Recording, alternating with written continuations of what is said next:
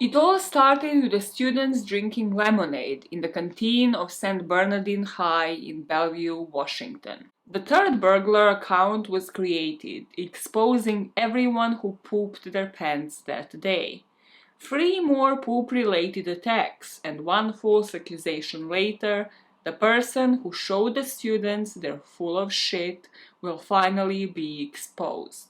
The question we need answer today is, who is the Turd Burglar? The question we need answer today is, who shat in the lemonade? Shit in the lemonade! Gross, gross, gross! But that was my first. How was that your first? It's like, it's literally written on the screen. Who is the Turd Burglar? Come on, go into the voice again. The question we need answer. What was that? Look like it twitched. Another question we need to answer today is, why is Bryan Cranston's daughter not in many other things? Why was this her like prime time?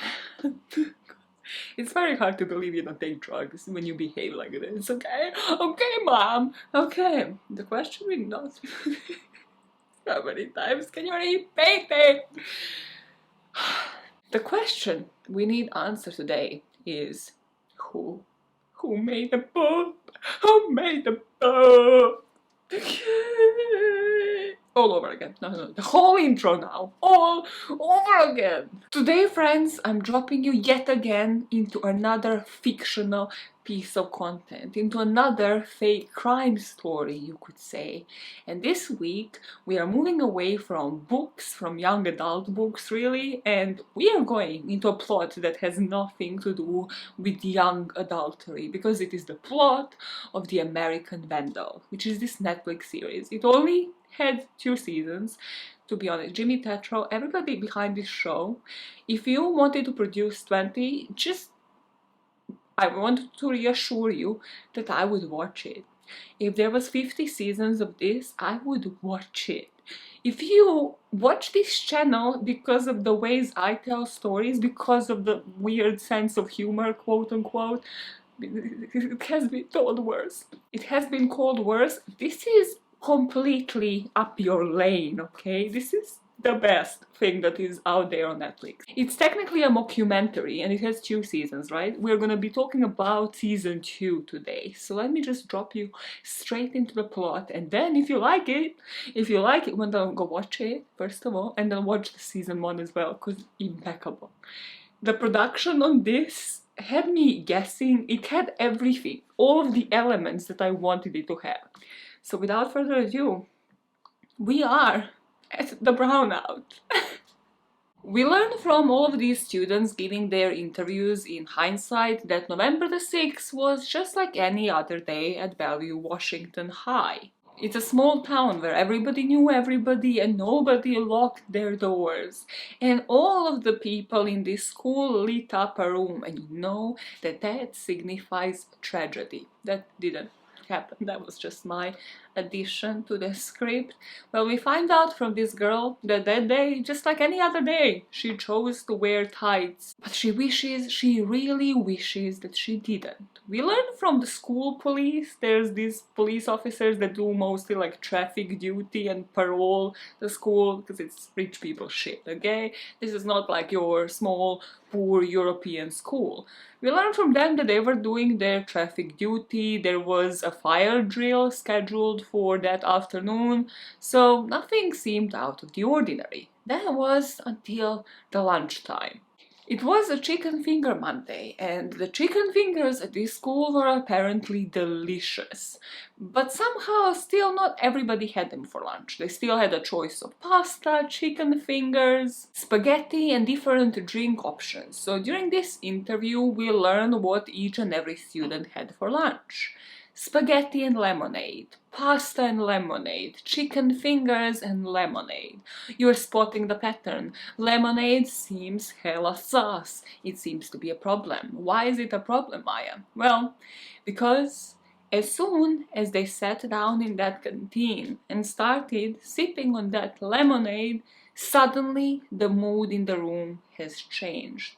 Everybody started clenching their stomachs, clenching their buttocks, and then rushing towards the toilet. But not everybody would make it to that toilet. On the interview tapes that we see of them, the students said that they will never ever forget the facial expressions until the day that they die of all of those students in the canteen once they realized there is a problem. The laxatives were already running through their system and there was no escape. But of course, the toilets, as we learned from a nun, because this is a Catholic school, the toilets weren't designed for that many people. They weren't designed for the brownout. So you just see videos upon videos of these students just pooping wherever they can. In the bins, by the wall, some of them just making it in front of a cubicle. 911 calls are made and the students finally get out of there, their parents are called and they get home. And then, as you can imagine, this is quite a traumatic experience, okay? It might be humorous to you and me, it might seem humorous, but it was very real to those actors that had to be posing as if they're taking a shit. And it was also very real to my husband, who next to me uttered as I was watching this and making notes, "That can't be real." No shit, my man. No shit, Sherlock. No, people actually volunteered for a documentary to be made of this. It's a documentary. Anyways, they go home, and as embarrassed as they are, it fades in comparison with how traumatized they're about to be. Because they find out that there is an Instagram account created under the Turd Burglar that commemorates this whole event, that commemorates brownout and makes sure nobody ever forgot about it. And if you're thinking about just like some cute account announcing that this is going to happen, that's not what this account is. There's videos and pictures of every single student as they're by the wall, inside of the toilet, just pooping everywhere around the school, and they're all tagged. So it seems like an inside job, if you ask me, to know all of these students' accounts. And the first thing that popped into my armchair detective head is, well, it can't be a teacher, can it? Because why would a teacher know all of the social media accounts of the students? And another conclusion that the documentary makers of this Netflix series will make at that point is that it's not an accident, because somebody's taking credit for it. They even left a business card of sorts behind. It was left on the lemonade dispenser, the scene of the crime, and it's just a really brown, blackish color card with a picture of the poop, and it says, oh my god, this is so appropriate. Just wait a sec. Ta-da! Yeah, I have a Turd Burglar. This is what's on the card. It's like my pillow, but like the Turd Burglar. Look at that! Oh my god, so appropriate. Where have you been my whole life? Literally so neglected, and now there's a purpose for it. Look at it. So yeah, that was on a business card left on the scene of the crime. Oh, you're so dusty because you're so neglected and unused. So let me just put it behind, because it has caused a lot of hassle to this recording.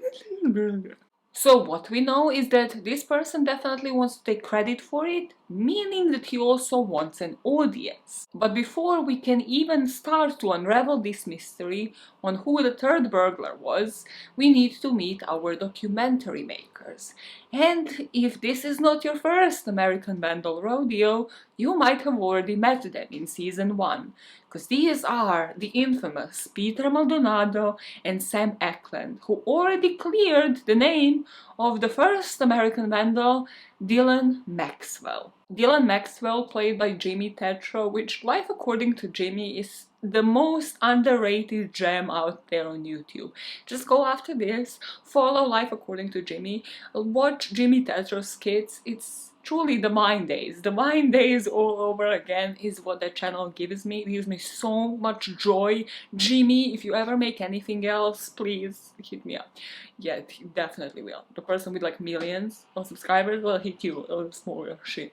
Anyways, so the first season dealt with the exoneration, if you wish, of Dylan Maxwell, who was falsely accused of vandalizing a bunch of cars by drawing pictures of dicks on them. It's all very serious. You might think it's not. So very serious topics. This exoneration, of course, worked into Pete's and Sam's favor. They made it to Trevor Noah's show. I just love how much thought went into this. They even appeared on the Trevor Noah show. They worked on solving other crimes. But nothing that was really in their inbox at the time really had their attention. They really didn't want to just be solving any crimes that anybody on the street can solve, because that was too easy.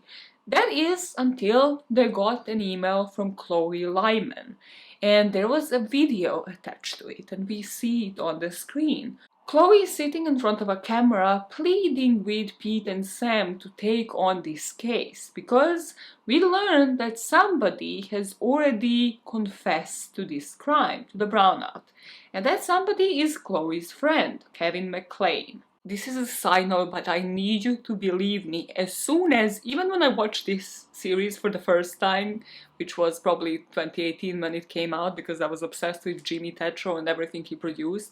So I think first season came 2017, it doesn't matter really. When I first watched Chloe appear on the screen, I immediately googled her.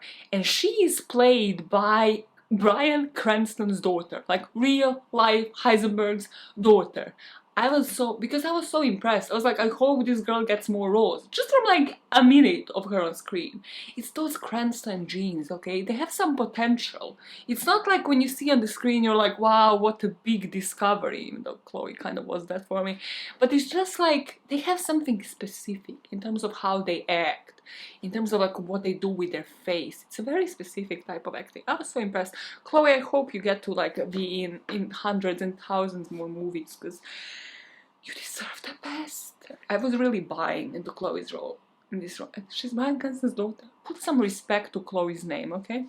Wow, that was threatening. Well, before we learn what the producers are to find out, we learn about the investigation that was done by that school police, you know, the ones that are doing traffic stops, and also are apparently detectives for these kind of circumstances. Well, they never had to deal with something like this.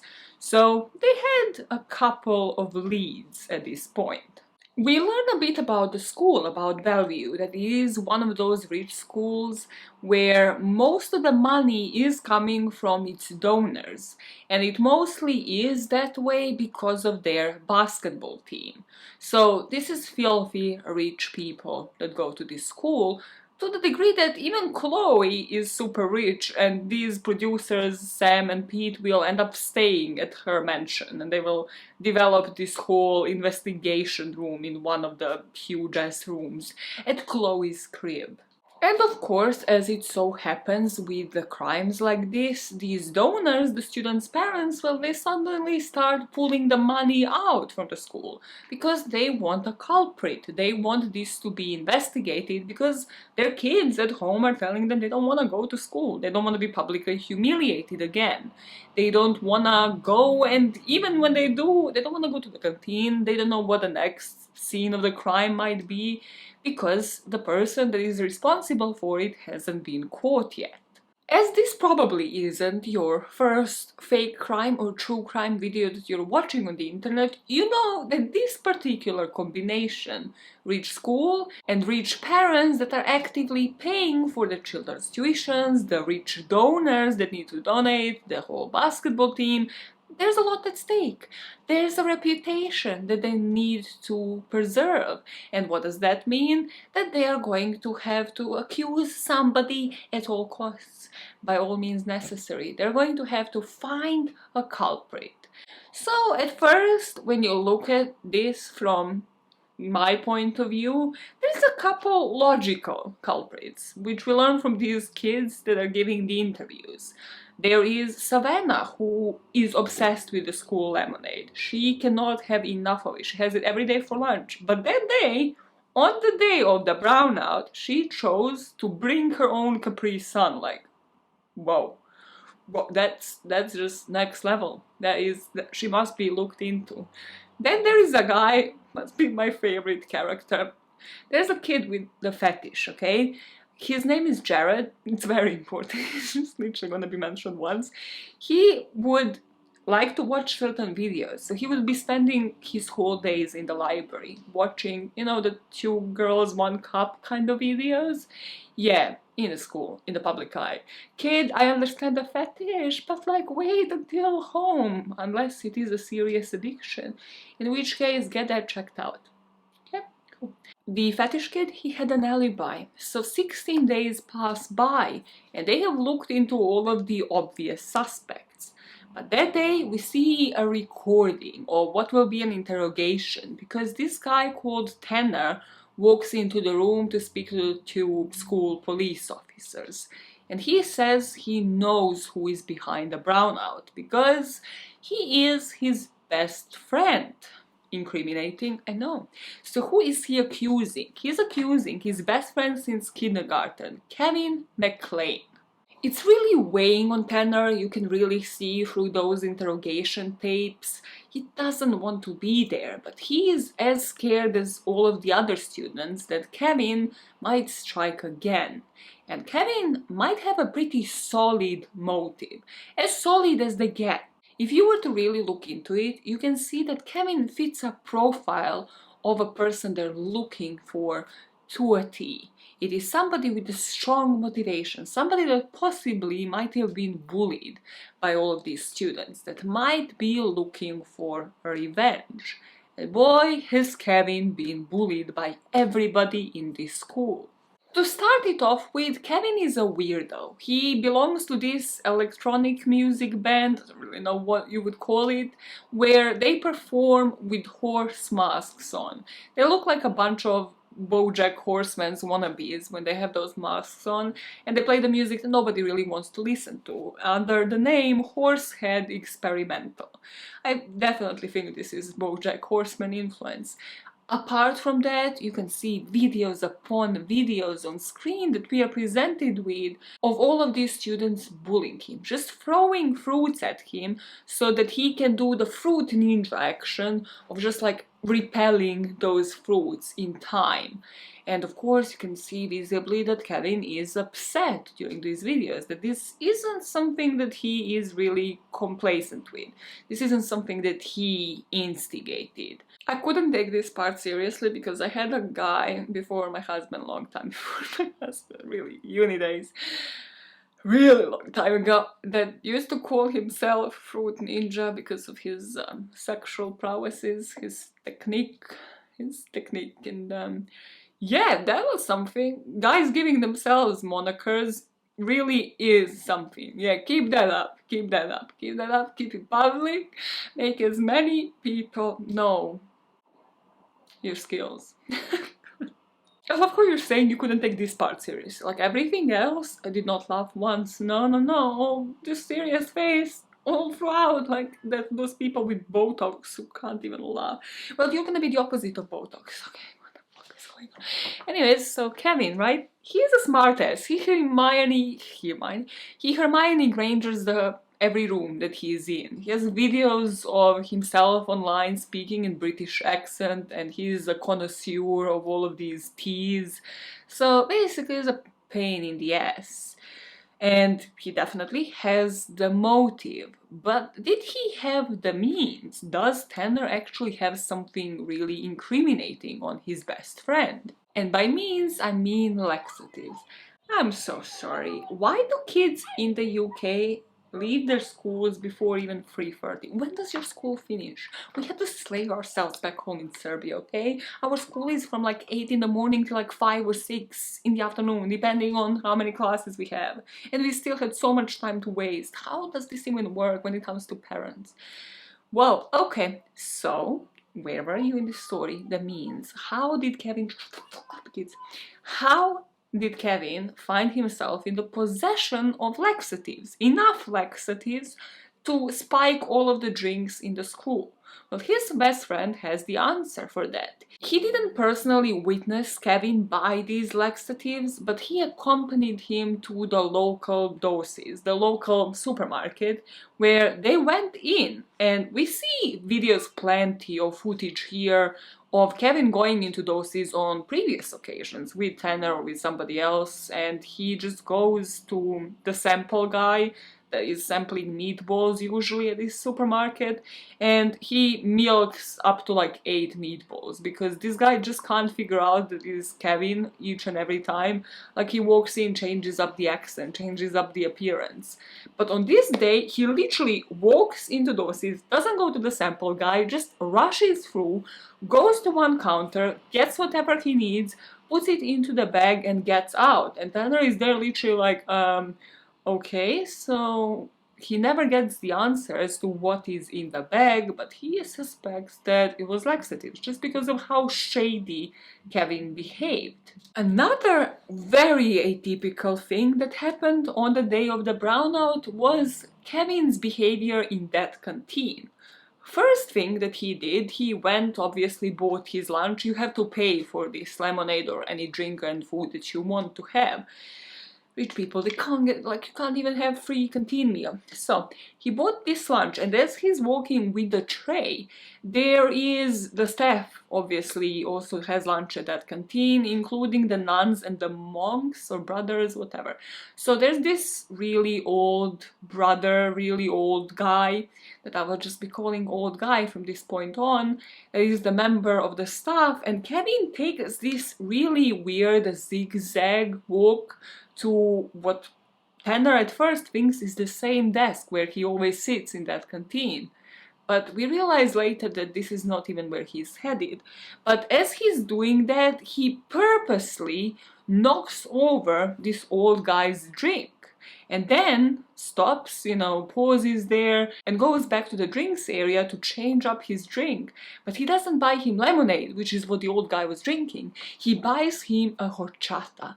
And an horchata already costs more money. So why? Why change up the drink? Why spill this drink in the first place if he didn't know what was going to happen? If he wasn't the person to spike everybody's drinks?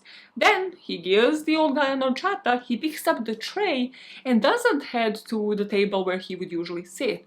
No, he sits right next to Nick. And now that matters because Nick and Kevin have been the mortal enemies for the past decade, you could really say. I have no idea, I invented that. Why? Well, now this is really the nail in Kevin McClane's coffin. Not to be too dramatic, but Nick ruined Kevin McClane's life forever. Kevin, we learn, wasn't always so weird. He wasn't this posh pretend person who had no friends, who everybody bullied and called Fruit Ninja.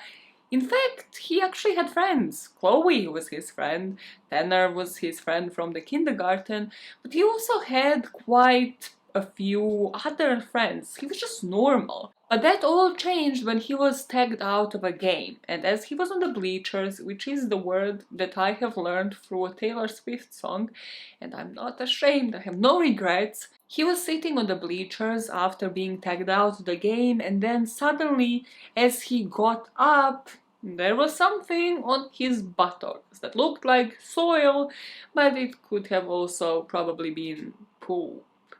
And from that point on, of course, everybody took pictures, everybody took videos, and he was called Shitstain McClane. And you would have thought that happened years ago, when they were kids. People probably forgot all about it. Well, to add insult to injury, a picture of Shitstain McClane was posted 3 days before the brownout. 3 days before the incident. And it got some traction. It got some likes and shares online on the social media. So Kevin, so far, looks like the perfect suspect for it. After this chat with Tanner, Kevin is called in to chat with the school police. On November the 21st, 2017, Kevin walks through those doors and immediately he is on the defensive.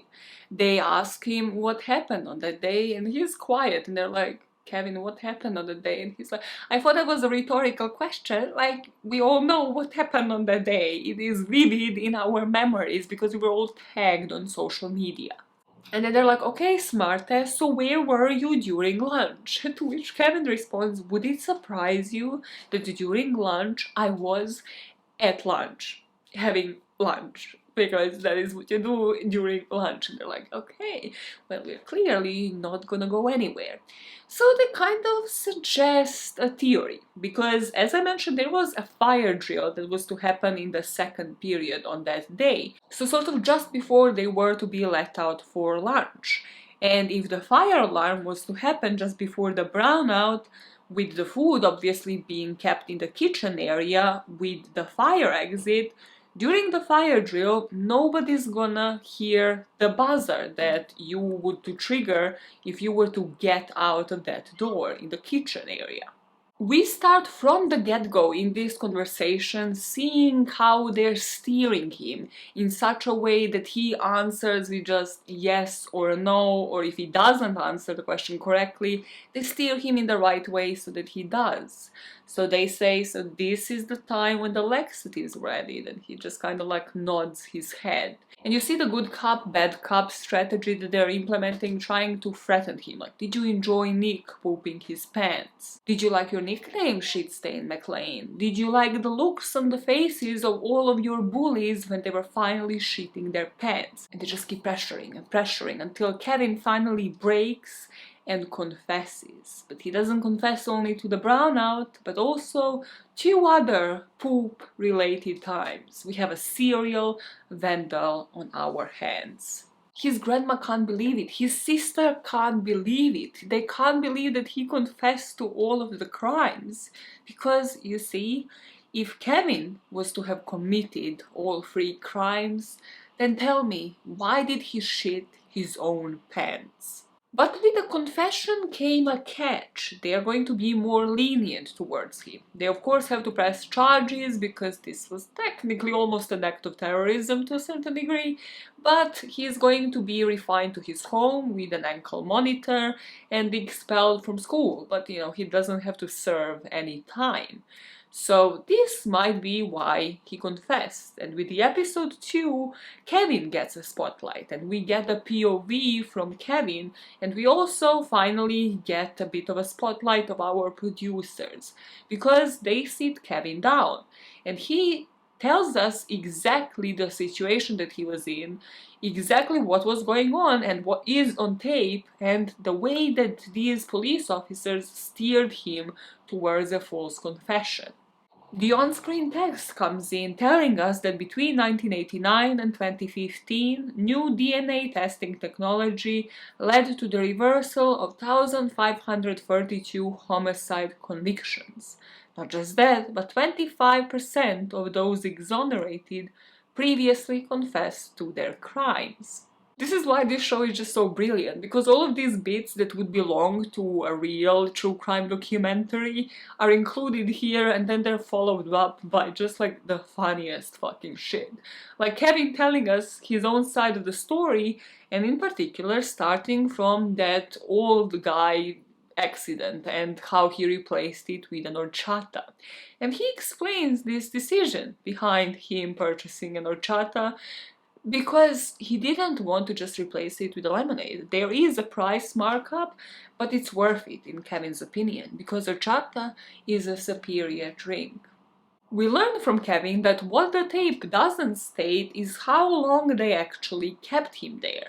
And this is something that again is common in real life interrogations, where they make sure that you're exhausted, that you're kept in the interrogation room for hours, sometimes that you're sleep deprived, that you don't have food or water. And this is what happened in Kevin's case. These police officers kept him there long after the school hours were over, so his grandma was worried. She even came along to pick him up. She just didn't understand what is going on. Of course, then there was betrayal by his own best friend. And then at some point during this investigation, the school's dean of students, Mrs. Wexler, comes in so that he can stretch his legs, have a break.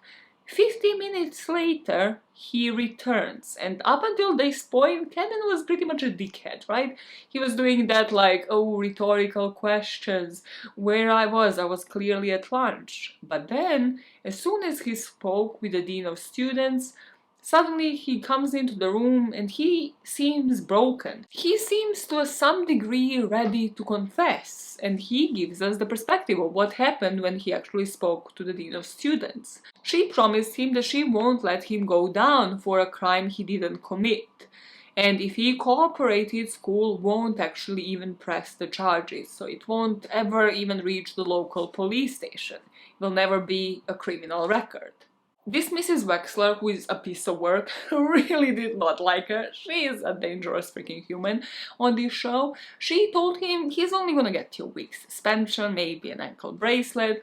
If he doesn't confess, which should be his only way out, his grandma is gonna be on her own because he is gonna end up going to prison. So of course, this kid who lives with his grandma and his sister is having those two people in his mind once he's back in that room.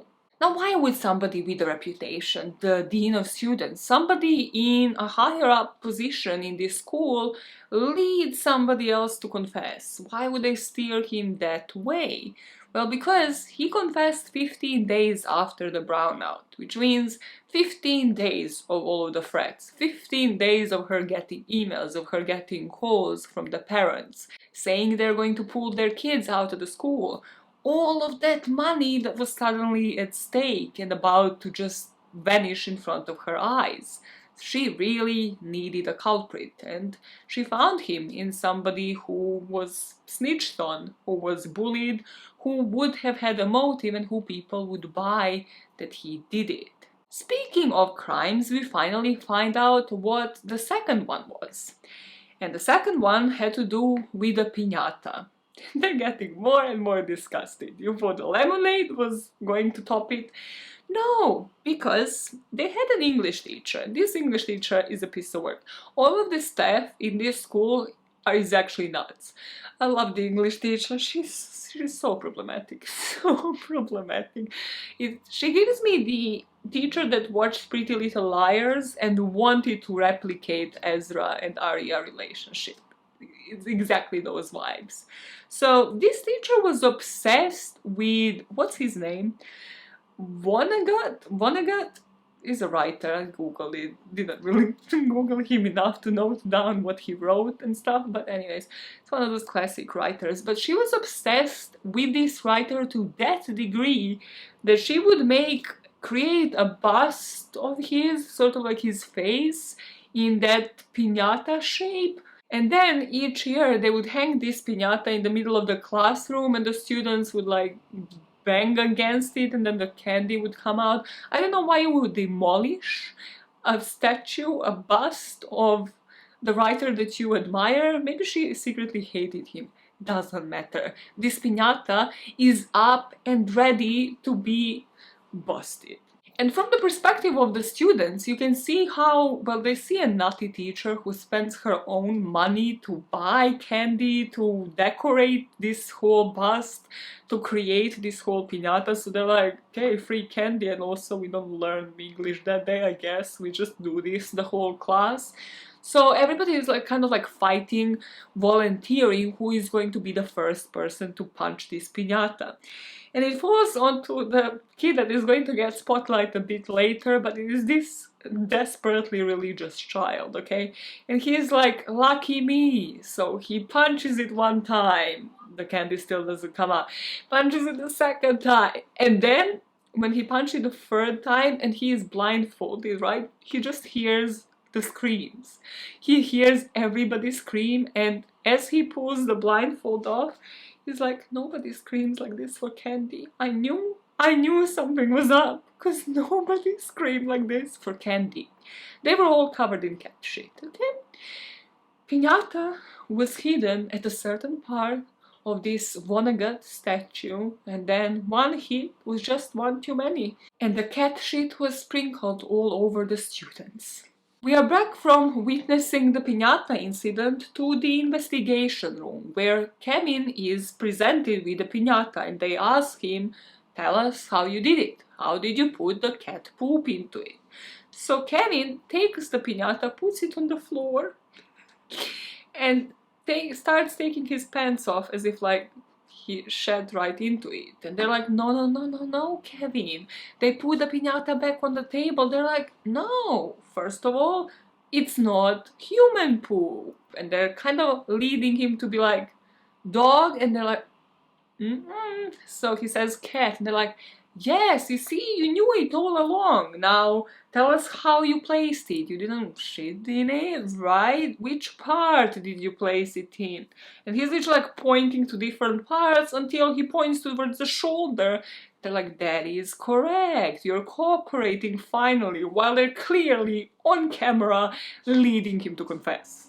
Just as we are getting enraged, we get a professional opinion from one of the people that works for the actual police force, saying how the suspects would usually confess to the information apparently only a criminal would know. And then, everybody would be like, well, obviously it is him.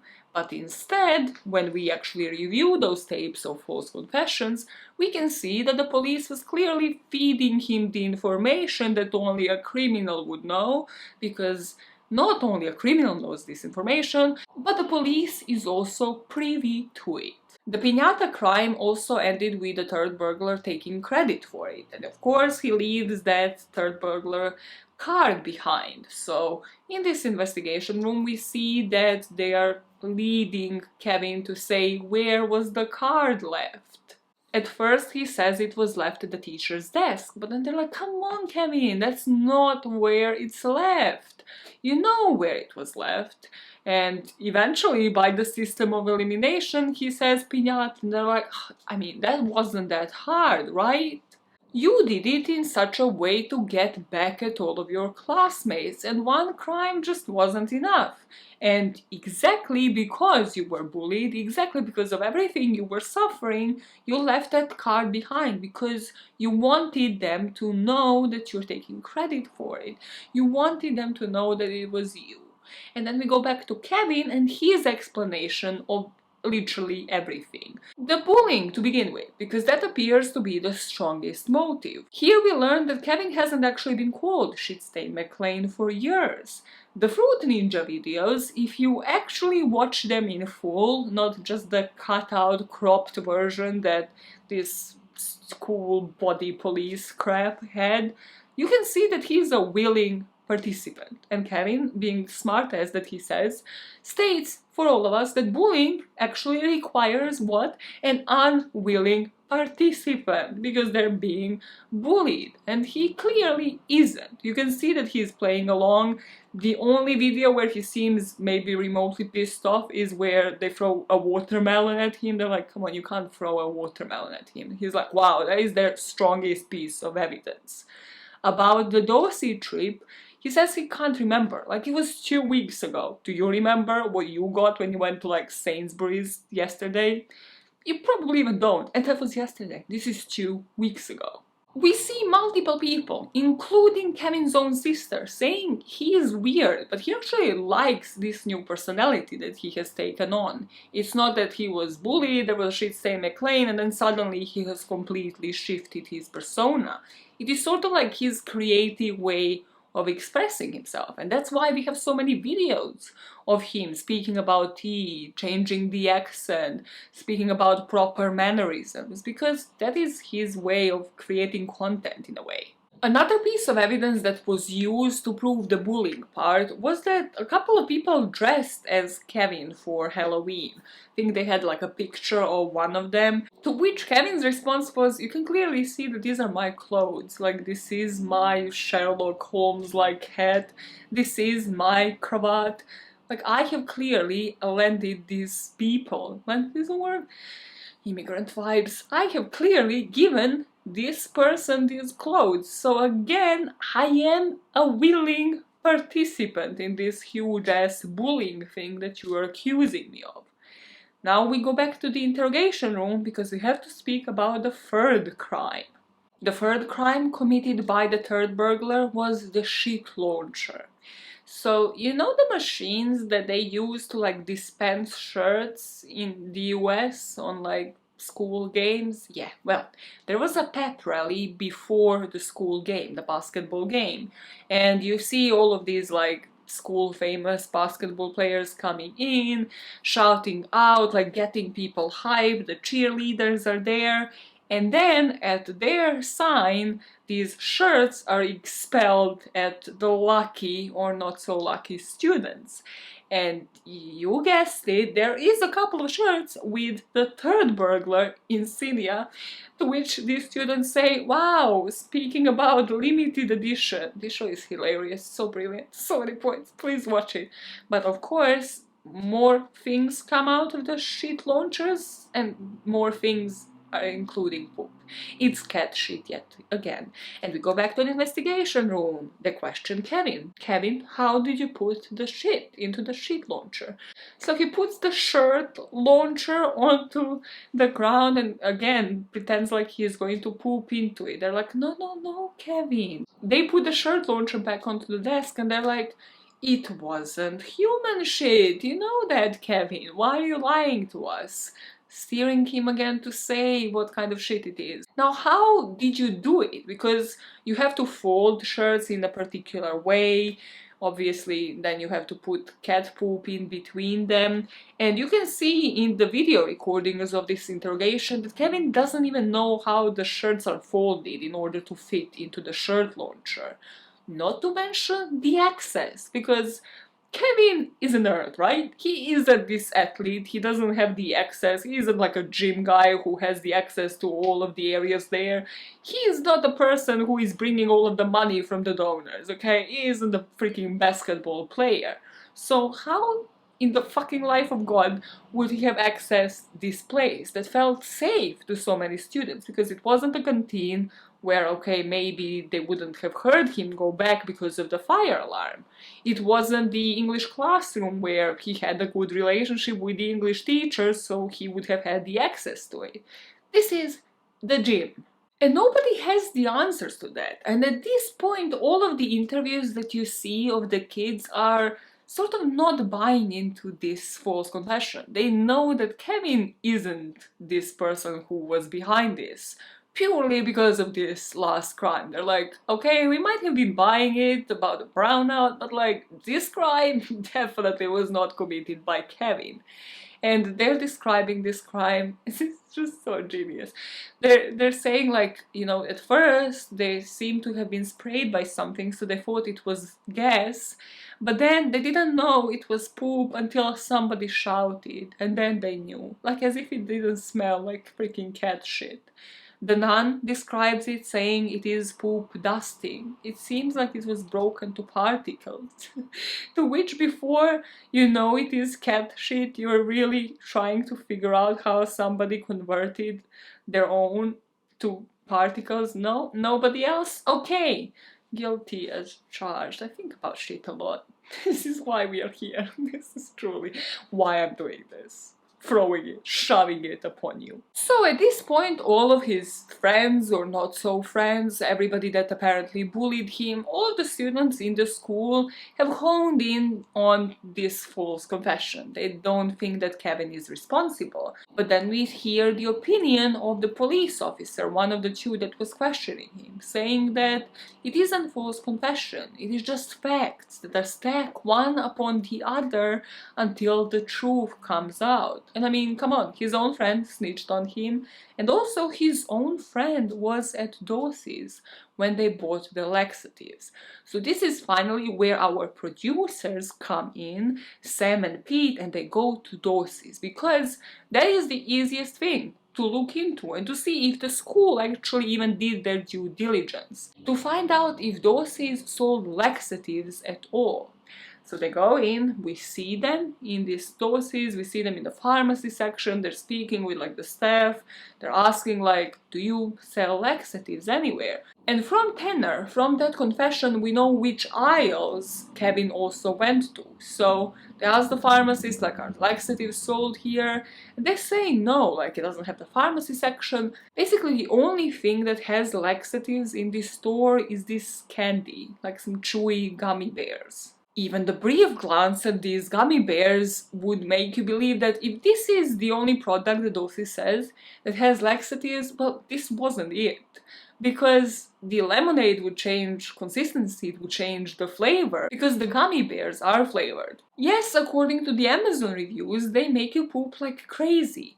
But also now, these filmmakers are thinking, well, the school didn't even bother to verify this information, so they just really wanted a culprit and they didn't care who falls down for it. The question that arises, and has probably arisen in our minds for quite some time as watching this video, is, well, why would Tanner lie? Why would he say that it was most definitely laxatives without him corroborating this information, without him even knowing that doses sells laxative? It's like one thing that the school didn't do their due diligence, but why did Tanner walk in and accuse one of his best friends of this crime without, again, having supporting evidence? And here is where we learn about the skip day. Did I understand what this thing was about? No, I think I switched off. But from what I gather, it is this day where people skip school because they get to be hosts to exchange students, and then they do all these activities like they eat American pizza and then drink like bottles of vodka, and then it all has to end with a puzzle, like making a puzzle of someone's mom.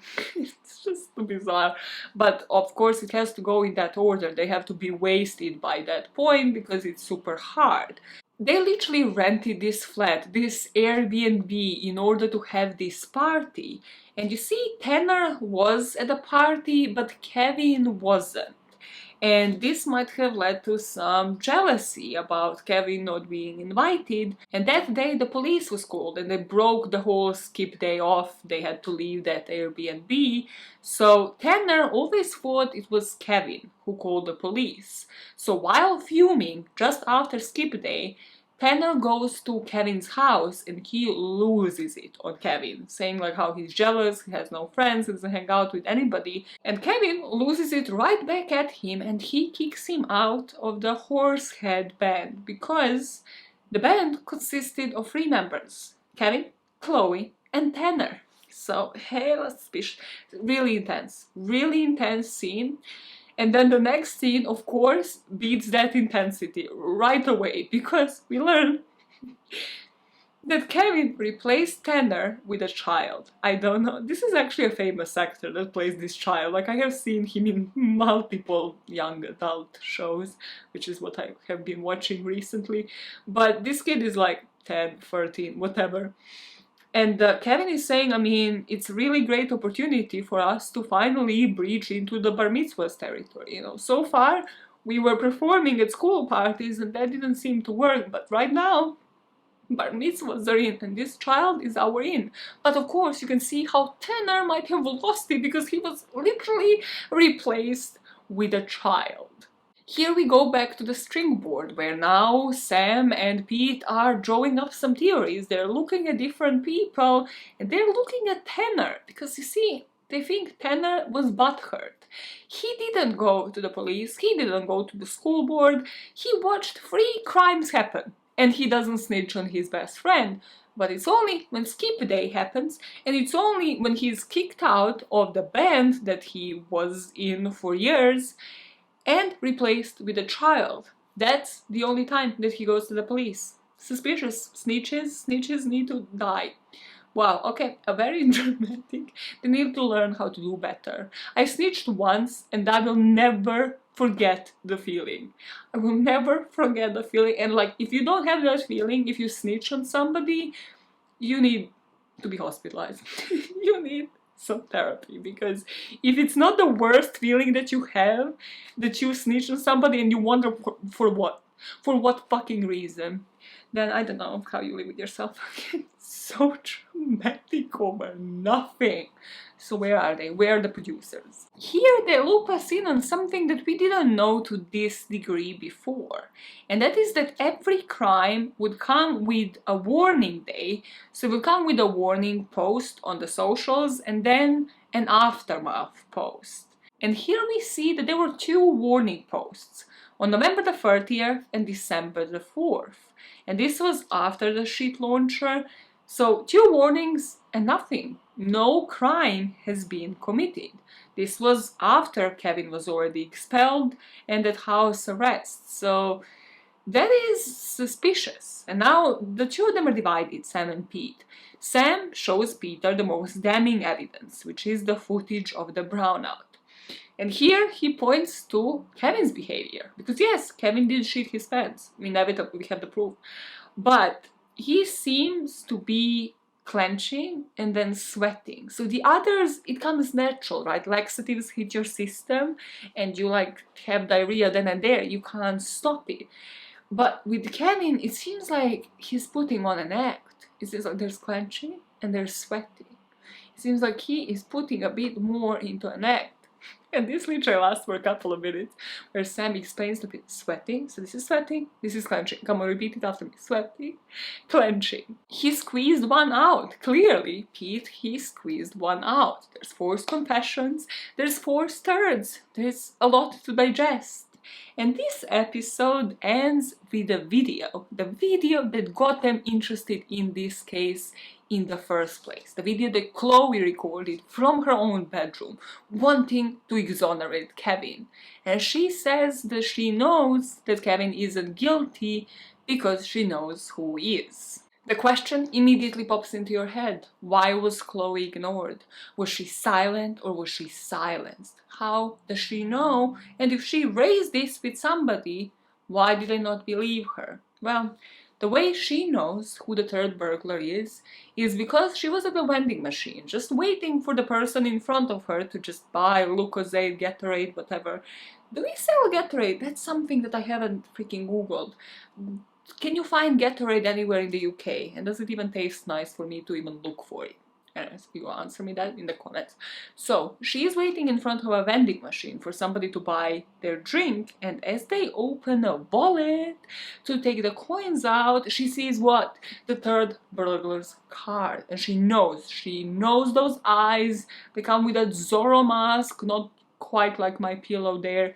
She knows those eyes. She would recognize them anywhere. And the person in front of her, well, even if she was to have never spoken with this guy, which, as we will learn, will be impossible, he is one of the most famous people in the school, because he is the unbeatable, the most loved basketball player, DeMarcus Tillman. We get so much footage of DeMarcus on this show. It is as if he was one of the people behind it. We see his coach and his own father speaking about his speed. Then we have a zoom in on DeMarcus, who says it'd be harder to ask what his weaknesses were because he doesn't have any, so he can't really think of any. He's just so great, he's just friendly with everybody in school, he's the person that jokes with everybody, that everybody wants to have pictures with, and he is a competitor above all. This whole third episode, everybody that they interview speaking about DeMarcus, it could have truly been his own documentary. We see the footage of him playing basketball at ballinsiders.com. We see that he is destined to make it. He comes from the outskirts, but then he travels every day. He travels for about an hour to come to school to go to practice, and everything really depends on the practice. If he is ever to be in need of a sick day, or to skip a test, or to have his grades bumped up, he can just go to his coach, and the coach would excuse him for everything. He's got that high basketball IQ, according to him, of course. And you see he has a signature move, because of course every good basketball player does, right? I don't know shit about sports. His signature move is a violin. It's a violin move. There's such a deep meaning behind it. The violin move means you can't touch him, because he is Mr. Untouchable. It is the world's smallest violin for all of the sad songs, for all of the haters out there, because he is what? Mr. Untouchable. They do repeat it a couple of times just to make sure it sinks in. But DeMarcus isn't just on ballinsiders.com. It's not just that the whole school has him on their Snapchat stories. No, the Marcus is also the face of the school. He is quite literally on the school's website. So if they were to ever even have considered him a suspect, they would have a lot to lose. If the Marcus Tillman is behind any of the poop-related crimes, the school would literally be in shit. Unlike the school though, these producers do take this seriously because they have to consider this from every angle. Like, is Chloe right? Does she have something against the guy because he is popular? Maybe she isn't as much. Like, how good her eyesight is really to have seen this card. And luckily for them, there was another person with the Marcus next to that vending machine. But that was his basketball mate called Gonzo. So they sit down with Gonzo, and Gonzo says, yeah, there was a card in the Marcus's wallet, but it's not a Turd Burglar card. It is the Yummy Swirl Yogurt card. This story is so golden. And we see the loyalty card of this yogurt shop. Gonzo says that clearly they don't realize that the swirl that they have on their card looks like poop. But we see it is quite similar. The color is a bit different. The yogurt one seems to have the sprinkles on the poop bit because it definitely looks like freaking shit. But they don't realize it. So Gonzo sticks behind his friend. And then the producers are in front of Chloe. They're at Chloe's house because they technically live there at this point. And they kind of give her those two cards for comparison. They're like, come on, Chloe, you must have made a mistake. But she says no. The distinction is really in the eyes, the Turd Burglar card eyes. She will never ever forget those googly eyes.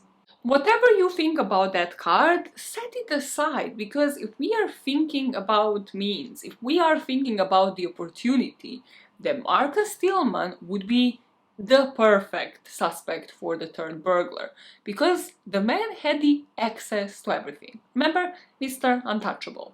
The brownout, where did it happen? In the canteen.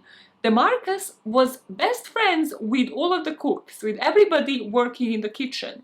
He even recorded a happy birthday message to one of the son's cooks, as if, I don't know, it's a cameo, as if like he's Steph Curry. Name another basketball player. You can't. Steph Curry, kind of hot, old family, really hot, anyways. He would have had the access at any time. He wouldn't have even had to wait for the fire drill, because all of these cooks would be giving him food, like he could just pop in there and eat for free. The English classroom now, that doesn't sound like somewhere where the Marcus would be spending a lot of time.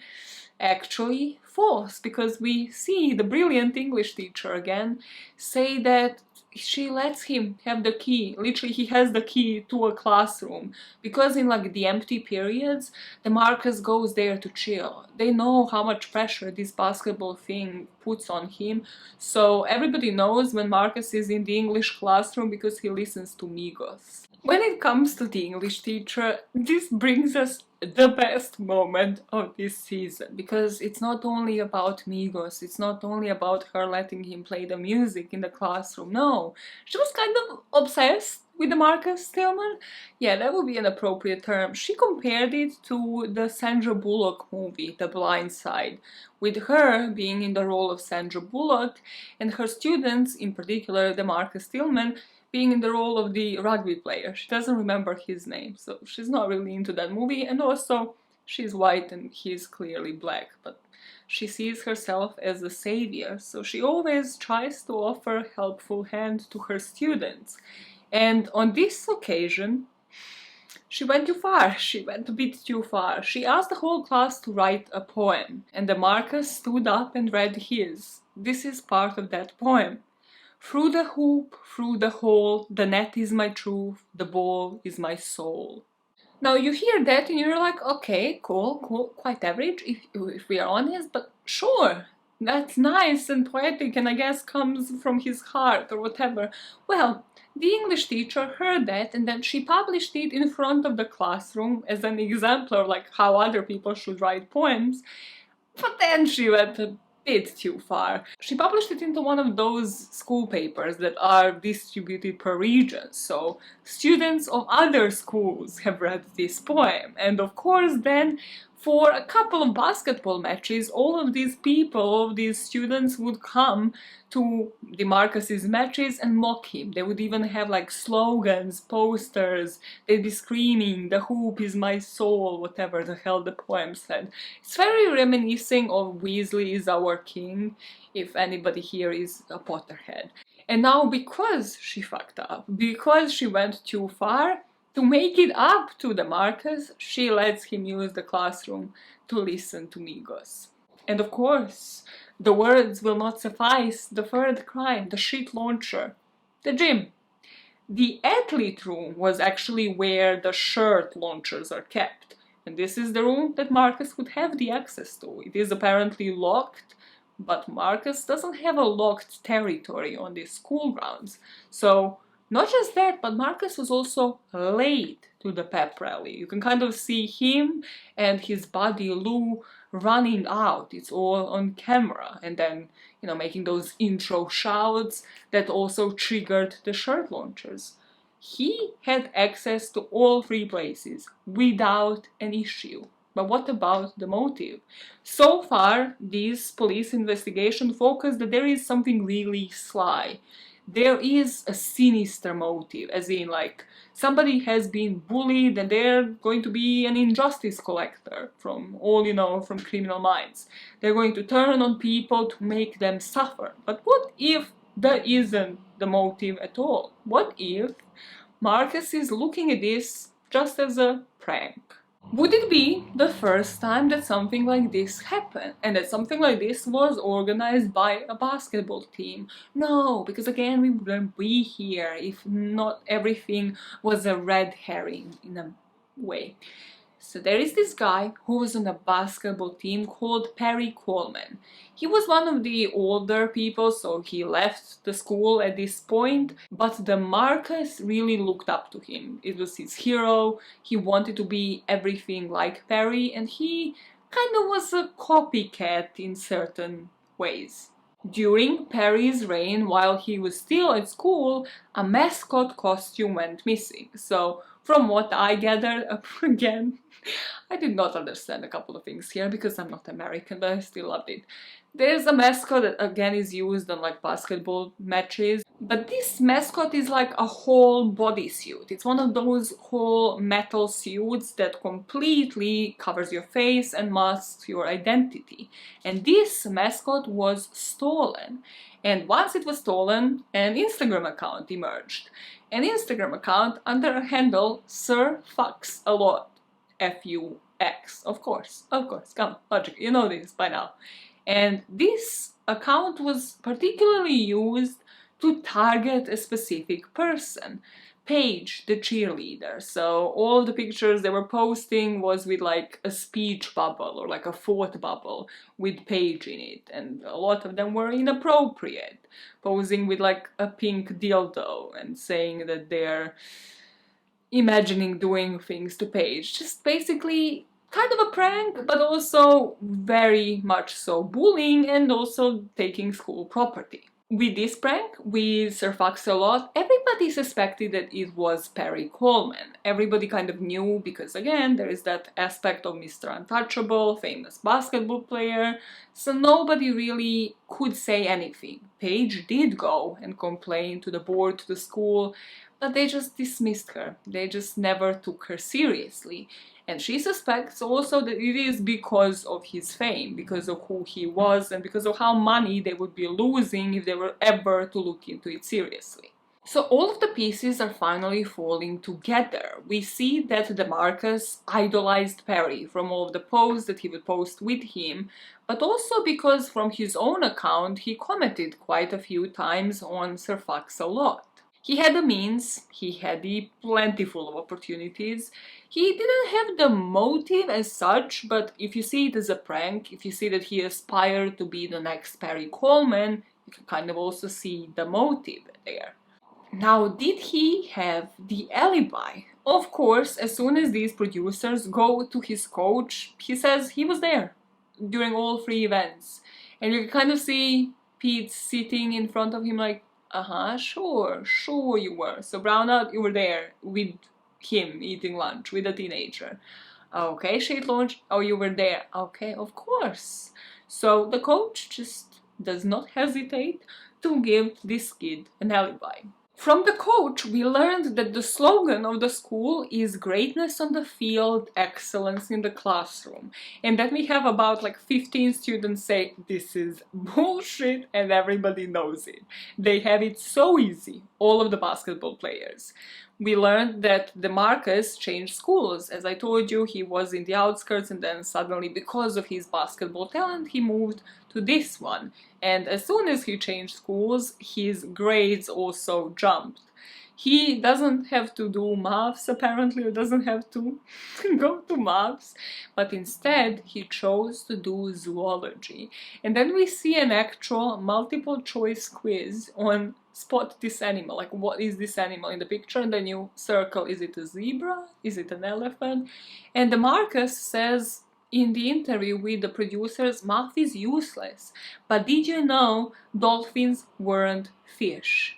Yeah, dolphins are mammals. Now that is some kind of information that you can use in real life. We see multiple Snapchats of DeMarcus answering phone in class. If there are any issues, like a mention of detention, he runs to the coach. He runs to Coach Devlin, who gets him out of anything. And Chloe says they would rather fire the principal of the school than Coach Devlin, because he is the person that brings in all the money. We now saw what DeMarcus can get away with, but when somebody like Grayson does it, the consequences are different. Well, Grayson and really Kevin. So who is Grayson? Well, we learn about this kid who was kind of a scapegoat before Kevin became one, who went onto all of the open Twitter accounts in one of those IT computer science classes, and he just tweeted at other people saying how they gave this person whose account he was hacking chlamyds, STDs, yeah, that type of thing. So as soon as that was uncovered, because again it gained traction, it was shared, well, the tech guy, the IT subject teacher, looked into it and he investigated it, and then they had to expel him. You would think, okay, a bit too dramatic for something like this, for like just tweeting from an account that was already open and left on a computer, but it was seen as cyberbullying. After we learn about this scapegoat, Grayson, we are joined with the producers and we walk into a mall. And there is a broke to fixed, one of those like iSmash places where you bring your phone and they have it fixed in X amount of time. And this is where Grayson works. Once he was expelled, he couldn't even enroll in any other school. And he tells us this is exactly what Perry did to Paige, to the cheerleader, with all of the mockery. It was cyberbullying and it lasted for months. And I did it once. I put up a couple of tweets about chlamyds and I get expelled. So now the producers are thinking, would the administration go this far to cover up a crime? From Grayson and that mall, we go back to the interview with DeMarcus Stillman. And this kid has no clue. Like, he legitimately thinks they're making a documentary about him. He has no idea what is going on. So they ask him, okay, so you see, Kevin, we kind of suspect that he might not be a third burglar. And DeMarcus is actually surprised. He's like, oh my god, wow, you guys must have another suspect. They're like, why aren't you clocking? So they mention Perry and how he is a prankster and DeMarcus is looking up to him. And then they ask him, DeMarcus, are you a fan of Yummy Swirl yogurt? And DeMarcus is there like, wow, you spoke to me about Kevin and then you mentioned Perry and now you ask me for like yogurt? Like, of course I like yogurt.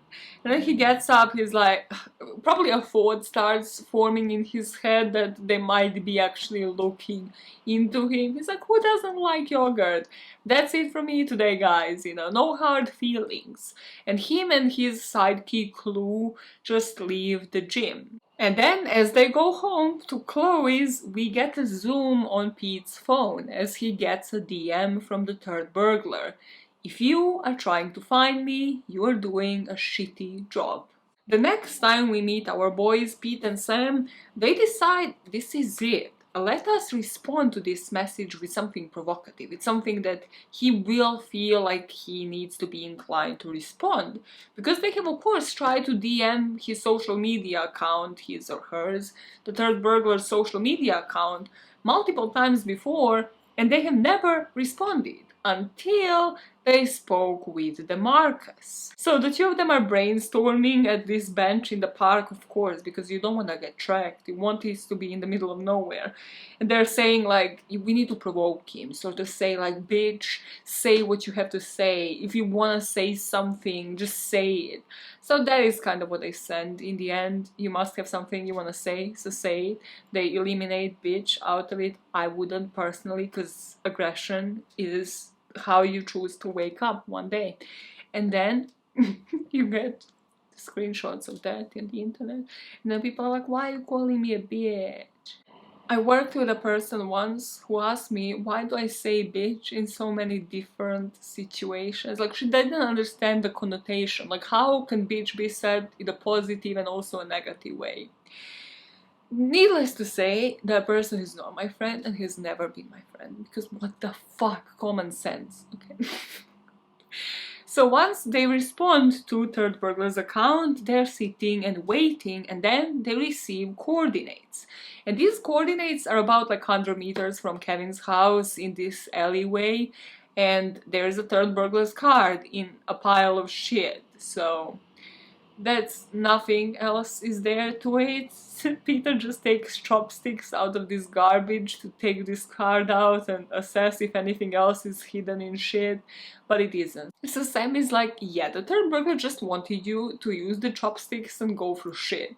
This person is clearly just messing with you. Just like with the brownout, the goal here just seemed to be to embarrass Pete, to get him to dig through shit, to maybe show him that he is full of shit and that he should stop investigating. But he doesn't. We see them going back to that string board and looking at their suspects. And again, the strongest evidence against Kevin, both of them would say, were that the last two posts are announcing the crime that hasn't happened. And Kevin was already dormant. He was already in his house. He couldn't have reached school. He could only have access to one shop that is around his corner, and pretty much his house. This is when these two geniuses turn to one of my favorite things, and that is linguistics. Like, do the posts that the Turd Burglar makes sound more like Kevin or more like DeMarcus? Or do they sound like somebody else completely? So the language in these posts doesn't sound like DeMarcus. It's very Shakespearean. It's very, you know, Shukev. There's a lot of like, I would throw shit upon thee, you shitheads, and to a certain degree it is very Shakespearean, very using the language that somebody who read a couple of books would have used, but also shitheads, there's a lot of like aggressive language in these posts that they just don't think Marcus would have used, because he genuinely liked everybody in school and he was liked by everybody. There wasn't that bullying aspect to it. But then we get the expert opinion of the professor of forensic linguistics, saying that if you are trying to disguise your online presence, you would change the linguistics features on purpose. So that is something that they call in the biz code switching or style shifting. And we have seen this before, because Sir Fox-a-Lot used to say, sucketh my own dick. So he used to incorrectly use the Shakespearean language. I get so much hate. The level of hate for Shakespeare that has come through this podcast and this channel is truly amusing. Only to me, and only me. No, Shakespeare was definitely the founder of English language.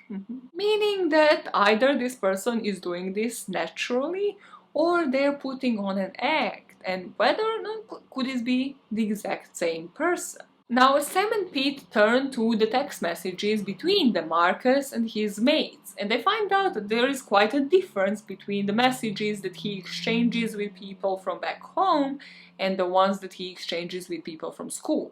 Like the ones that he exchanges with people from school are a lot whiter, sound a lot whiter, a lot more posh. But that's not all, he apparently misuses a particular emoji. So there's a couple of grinning emojis, you know, like the wide teeth one. Well, instead of that one, he uses the one where it just looks like somebody's clenching their teeth, and so does the Turd Burglar. Is the emoji where you know at your teeth, at your jaw, because of your anxiety, going to close this case? It's not. It's really not. But what might just lead to the break in the case is a glitch. And I googled this because this is a legitimate, this is not fake news, this is a legitimate glitch that happened in November of 2017. Mostly to iPhone users. So you could really say, if you agree with Kevin, who had a superior phone, which is Samsung, that you had not experienced this glitch. I forgot about this, that's why I had to Google. I was like, wait, did this really happen? What was the glitch, Maya? Come to the fucking point.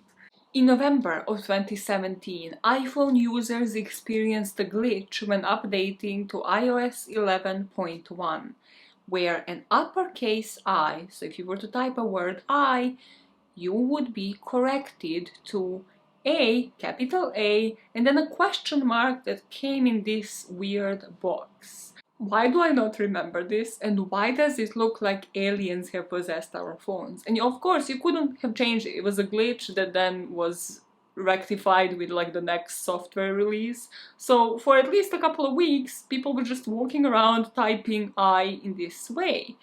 And now you would think, if you were a criminal committing crimes in November of 2017 and you had an iPhone, that you wouldn't be typing I. But of course, these are egomaniacs and they don't think like us. So the Marcus posted on those days and he didn't have the glitch, but the Turd Burglar did. So this didn't come from the Marcus's phone. Kevin has a superior phone, which is Android, so of course it shouldn't have been Kevin.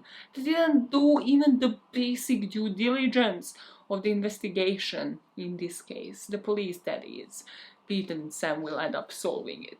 And in order to solve it, they turn back to Chloe before they really dig into this iPhone glitch and look into other people's phones. Because they look at Chloe and they're thinking, is this a trickery? Why is your white ass saying a trickery? And they're looking at Chloe, they don't think that she invited them there to investigate this crime, that she's the Turd Burglar, but they have to think, why did she wait for 2 weeks before she reported on the Marcus? Like, is there something else there? Why didn't she try to prevent 2 other crimes? If she knew it wasn't Kevin after the brownout, why not stop and prevent further crimes? We have a bit of an insight on Chloe's background, rather the Chloe versus Kevin connection. Kevin heard her in the school. This is what I'm talking to you about. It's like super serious, and then it goes to these gems where Kevin heard Chloe sing when she thought nobody was listening. She was singing Party in the USA by the one and only Miley motherfucking Cyrus. And Kevin interrupted her and he said that the choice of a song is shite, but she performed it amazingly. And from that point on, she joined the Horsehead band. We learned that Kevin truly changed her life from that Party in the USA moment, because suddenly she was from a traditional family. You know how the Cranstons are. Everybody's just a doctor, engineer, NASA astronaut, okay? So all of them go follow these traditional pathways, but now she is headed to a music school. She has been participating in a band. As much as Kevin changed her life in a way, at least according to her, the 2 of them drifted apart. She started making friends with a cooler group of kids, and also that meant that her and Kevin weren't so close anymore. They would still hang out when they performed with the Horsehead band, but there wasn't really much else to it. In fact, if Chloe was to be invited to parties, they would specifically indicate for her to come, but not to bring Kevin along. But despite of this, she says that she didn't want to snitch until she had to, until she actually had to save her friend or somebody who used to be her friend, and she would have done the same if it was DeMarcus. One dead end after the other. Now our producers go to something that they haven't known about until this point. Because of course iOS glitch that has potential and will eventually lead somewhere. But they have to find something to cross that with. They have to have some names to see if those names, if those potential suspects then also would have the motive. And what they find out about is this tip box. Before, of course, they accused Kevin, there was kind of like a tip jar, it was like a Kleenex box really, where people could put in their anonymous tips of who they think did it. And a couple of names kept repeating themselves, so 3 in particular. First person was named Drew, and Drew is a theater kid. When I saw him, I was like, okay, clearly gay.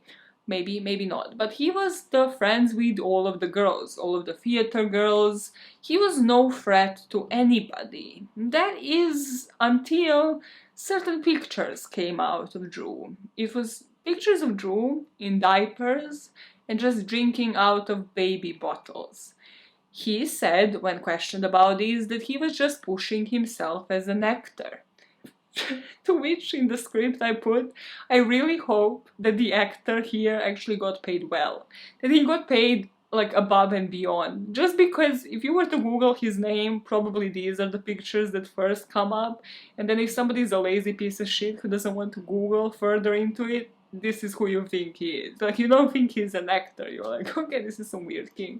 These pictures were, of course, circulating the school. Everybody knew of pictures of Drew in diapers, and not everybody probably thought it is him pushing himself as an actor. So he might have had a motive, again, because of bullying, because of the embarrassment that he has felt. But Drew had an alibi. A librarian actually vouched for him. She said that he was in the library reading during the fire drill because nobody was speaking to him at a point. Like, he kind of lost all of the friends because of all of these pictures, so he would spend his lunches inside of the library. For that same reason, she was his alibi for the pep rally. So we come to the second person.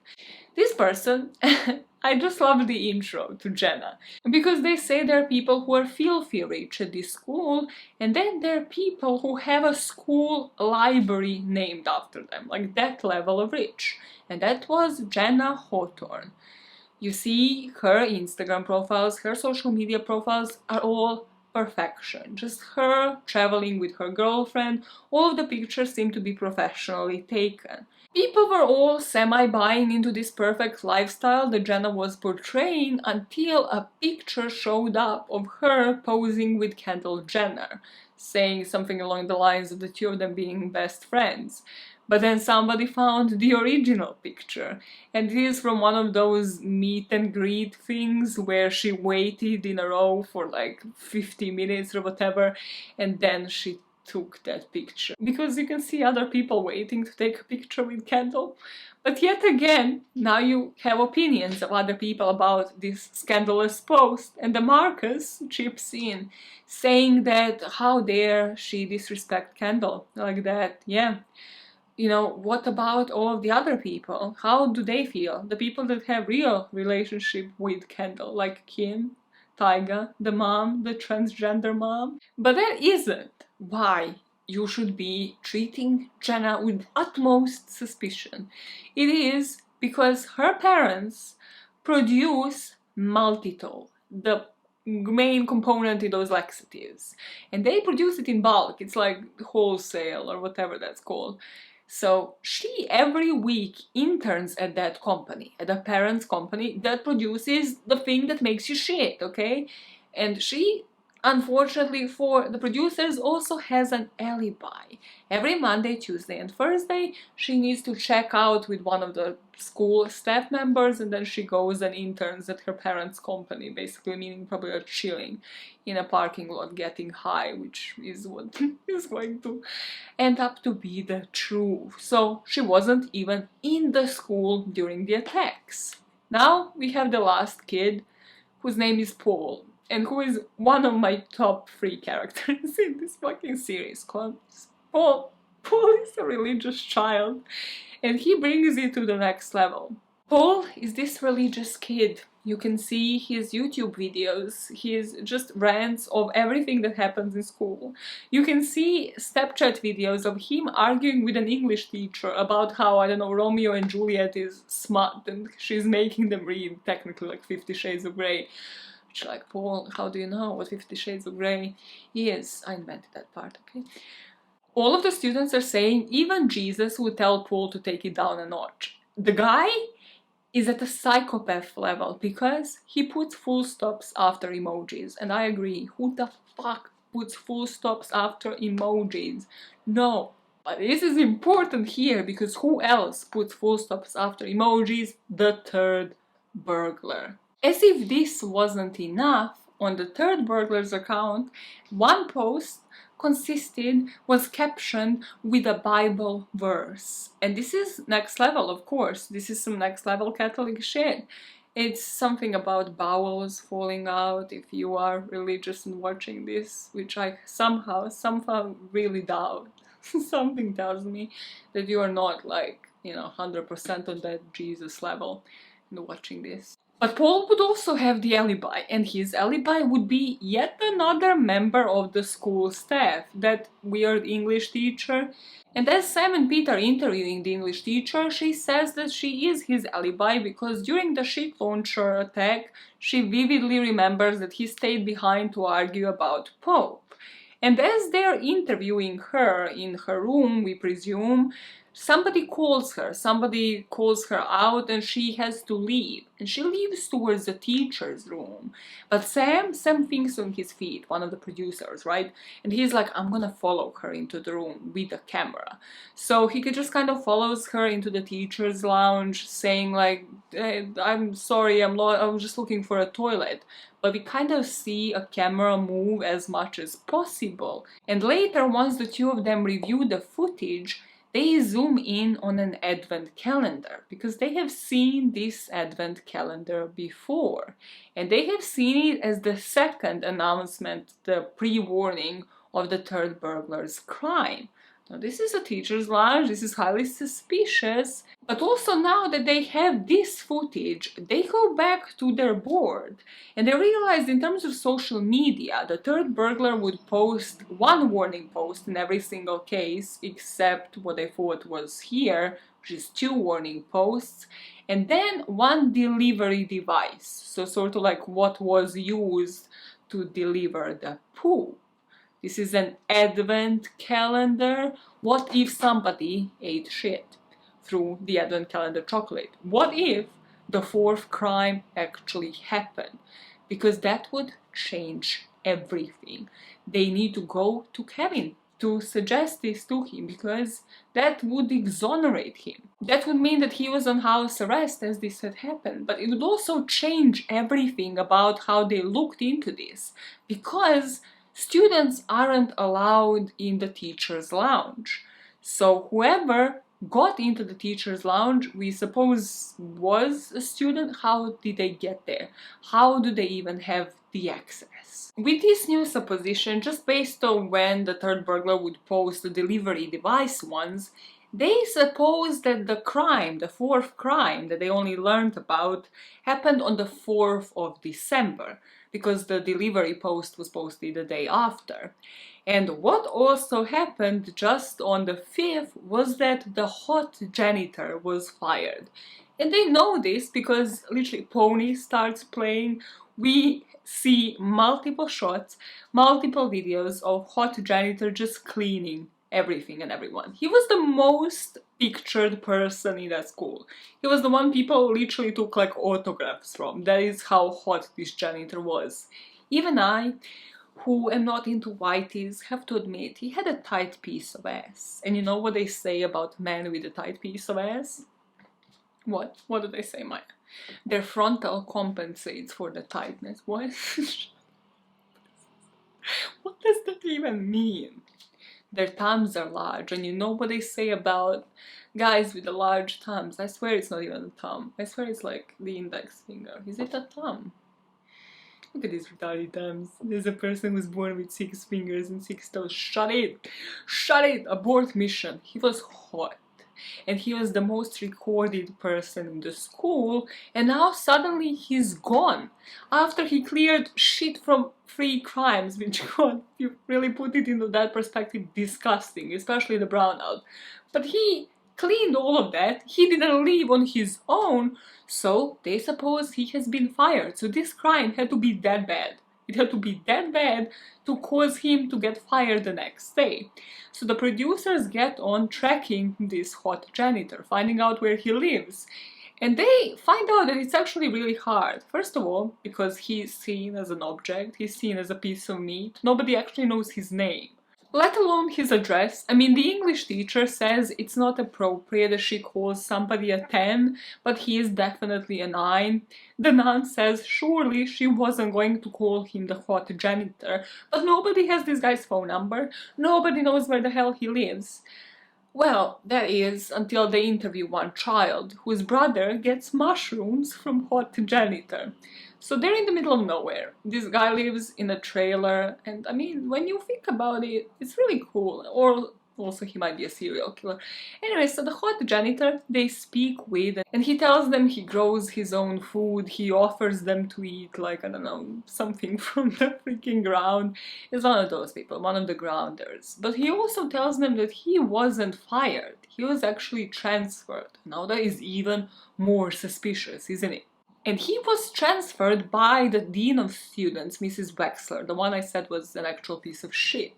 So what happened on December the 4th was what he described as a huge mess. The guy that cleaned after the brownout described this as a huge mess. I'm like, mate, chill. Apparently 2 teachers threw up in the teacher's lounge. One threw up into the plant, and then the other one did a sympathy vomit, which I have not heard until this very case. So sympathy vomit is when you see somebody vomiting, you're too disgusted, you have that gag reflex, and then you actually vomit. Kind of like, you know, when somebody yawns and then you yawn, or you are considered a psychopath, something along those lines. So one person took a piece of chocolate out of the advent calendar, ate it or ate a bit of it, threw up into the plant, and then the other one was the sympathy vomit. He only heard that this might have been cat shit, but he doesn't know which teachers threw up.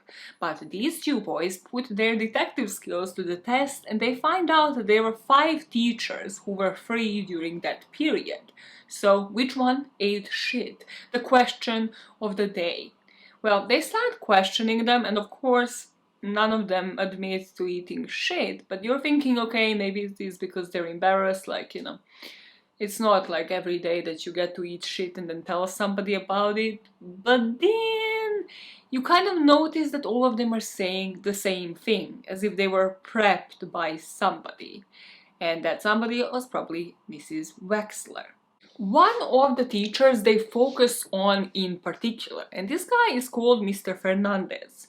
So the producers find out from these students that they thought on that day all of the classes would be cancelled because of all of the threats, because the shit launcher literally just happened. But then they walk into Mr. Fernandez's class and they were supposed to have a test, but they find out they're having a substitute teacher for that day because Fernandez left halfway through the day. So the boys walk in and they're like, Mr. Fernandez, did you eat shit? And he's like, no, I didn't eat shit. He repeats the same freaking message that Mr. Wexler engraved into their brains. But this is when we learn about something that is called gifts of the lamb. This is one of those things that rich school do that, again, I do not completely understand, but it is one of those charitable events where they dispatch all of these rich kids to like a poor people country and they do some charity work with children, but they also stay at the richest hotel, like a resort level. And of course, most of the kids want to be in on it, but also there is an incentive for the teachers to join this. So they do like this draw, it's very political. They do this whole draw every year of like which teachers are going to go and chaperone the kids. For this year's Gifts of the Lamb, there was already a list with the teachers that were supposed to go, but then suddenly 4th of December comes around, this 4th attack comes around, and then the day after, the list is revised, and Fernandez is on it, the guy that they're heavily suspecting ate shit. And they thought maybe Mrs. Wexler rigged this year's chaperone system in order to keep his mouth shut. Or maybe, according to DeMarcus, he was just obsessed with washing his anus in a bidet yet again. Because DeMarcus loved how bidets work. He was obsessed, okay? He finally understood the purpose. He said it streams a bit of water up your ass, and that it is a bit gay, but finally, when you realize where your G-spot is, everything makes sense, doesn't it? Okay, I need to reconsider my life choices right now. Pegging. Allow your girlfriends and wives to peg you. Totally not a personal story and a personal message to my own husband. Moving on. Now it seems like they're drawing to a close. It seems like they're closer to the truth than ever. So Kevin feels like freedom is nearby, like he's soon gonna get rid of that ankle bracelet, life is gonna be the same. He might even be able to return to the school. The boys are really thinking they're in on something with this fourth crime, but Mrs. Wexler isn't talking. So Chloe suggests that they bug her and she's gonna go into her office. They need to speak anyways about her like uni plans. So they put a little microphone on her and Chloe goes in and she just is blatant. She just like immediately says she knows the fourth crime has happened, she knows teachers ate shit. And Mrs. Wexler basically tells her to think about her future, that Kevin probably did it with the help of a friend, and that it isn't in her best interest to start up this conversation. So Chloe's like, is this a threat? Because this sounds like a threat. To which Mrs. Wexler responds that there are felony charges attached to this crime, so that she should rethink having this conversation. Shady bitch. Shady, shady bitch. If it wasn't for the mental levels of the Turd Burglar, I know this is fiction, but if it wasn't for the mental state of this deranged person, she would have gotten away with it, like Kevin would have been falsely accused forever. Okay, jumping the gun. After this conversation, the mood is quite gloomy. Kevin feels like he's bringing his friends down with him. Chloe is saying that she's not gonna join his pity party because she has lost friends as well, because she's on his side. And then Kevin, in those downtime moments, as it usually happens, has a light bulb moment. His locker in the school is actually right across the teacher's lounge. Like, bitch, why didn't you think about this in the first episode? Anyways, so he is like, you know what, you can use my locker, here's the key to it or whatever, and put the camera inside of it so that it can overlook the teacher's lounge and we can see if there's anything odd, if there's maybe a student coming out of it. And what do you know? They see a student coming out of the teacher's lounge that cannot be accessed by students. And that student is Lou, DeMarcus's best friend and really a shadow, sidekick or a shadow. Definition of a shadow of a man. With this footage, they go to Coach Devlin. They're like, hey, so funny this, can you explain it? Coach Devlin, of course, says yes. You see how everything around DeMarcus is about him, right? About the business? Well, Lou is very protective of his friend and he's very focused on DeMarcus achieving everything. So every day, the coach gives him the key to go into the teacher's lounge because it has microwave and this is where he warms up his lunch. Everything is structured about DeMarcus's life, but honestly, if somebody was to be like, yeah, you little bitch ass, go and every day warm up your friend's lunch because they're more successful than you, I don't know. I don't know if my pettiness would allow it. Lou clearly doesn't have that problem though. As if this wasn't enough, Lou's phone was an iPhone. It had a glitch. The motive? Well, Lou was also friends with Perry. He looks up to him and even more Marcus. Maybe they saw it all as a prank. What if it is all raising the stakes of Sir Fox-a-Lot? Now, of course, they can't just take over that account, that would be lame, they didn't have the same motivation with Paige, the cheerleader, but what if they wanted to do it on their own? So finally the boys sit down and they're like, we need to speak with Perry Coleman, to see what kind of effect this man actually had over these boys. From Perry, we find out that the boys were airtight with him, but that all changed because you see the optics here, they have all wrong. Perry was never the one running the shots, Lou was. Lou controls Marcus and all of his decisions because from his point of view, he doesn't want him to go to the same college that Perry goes to.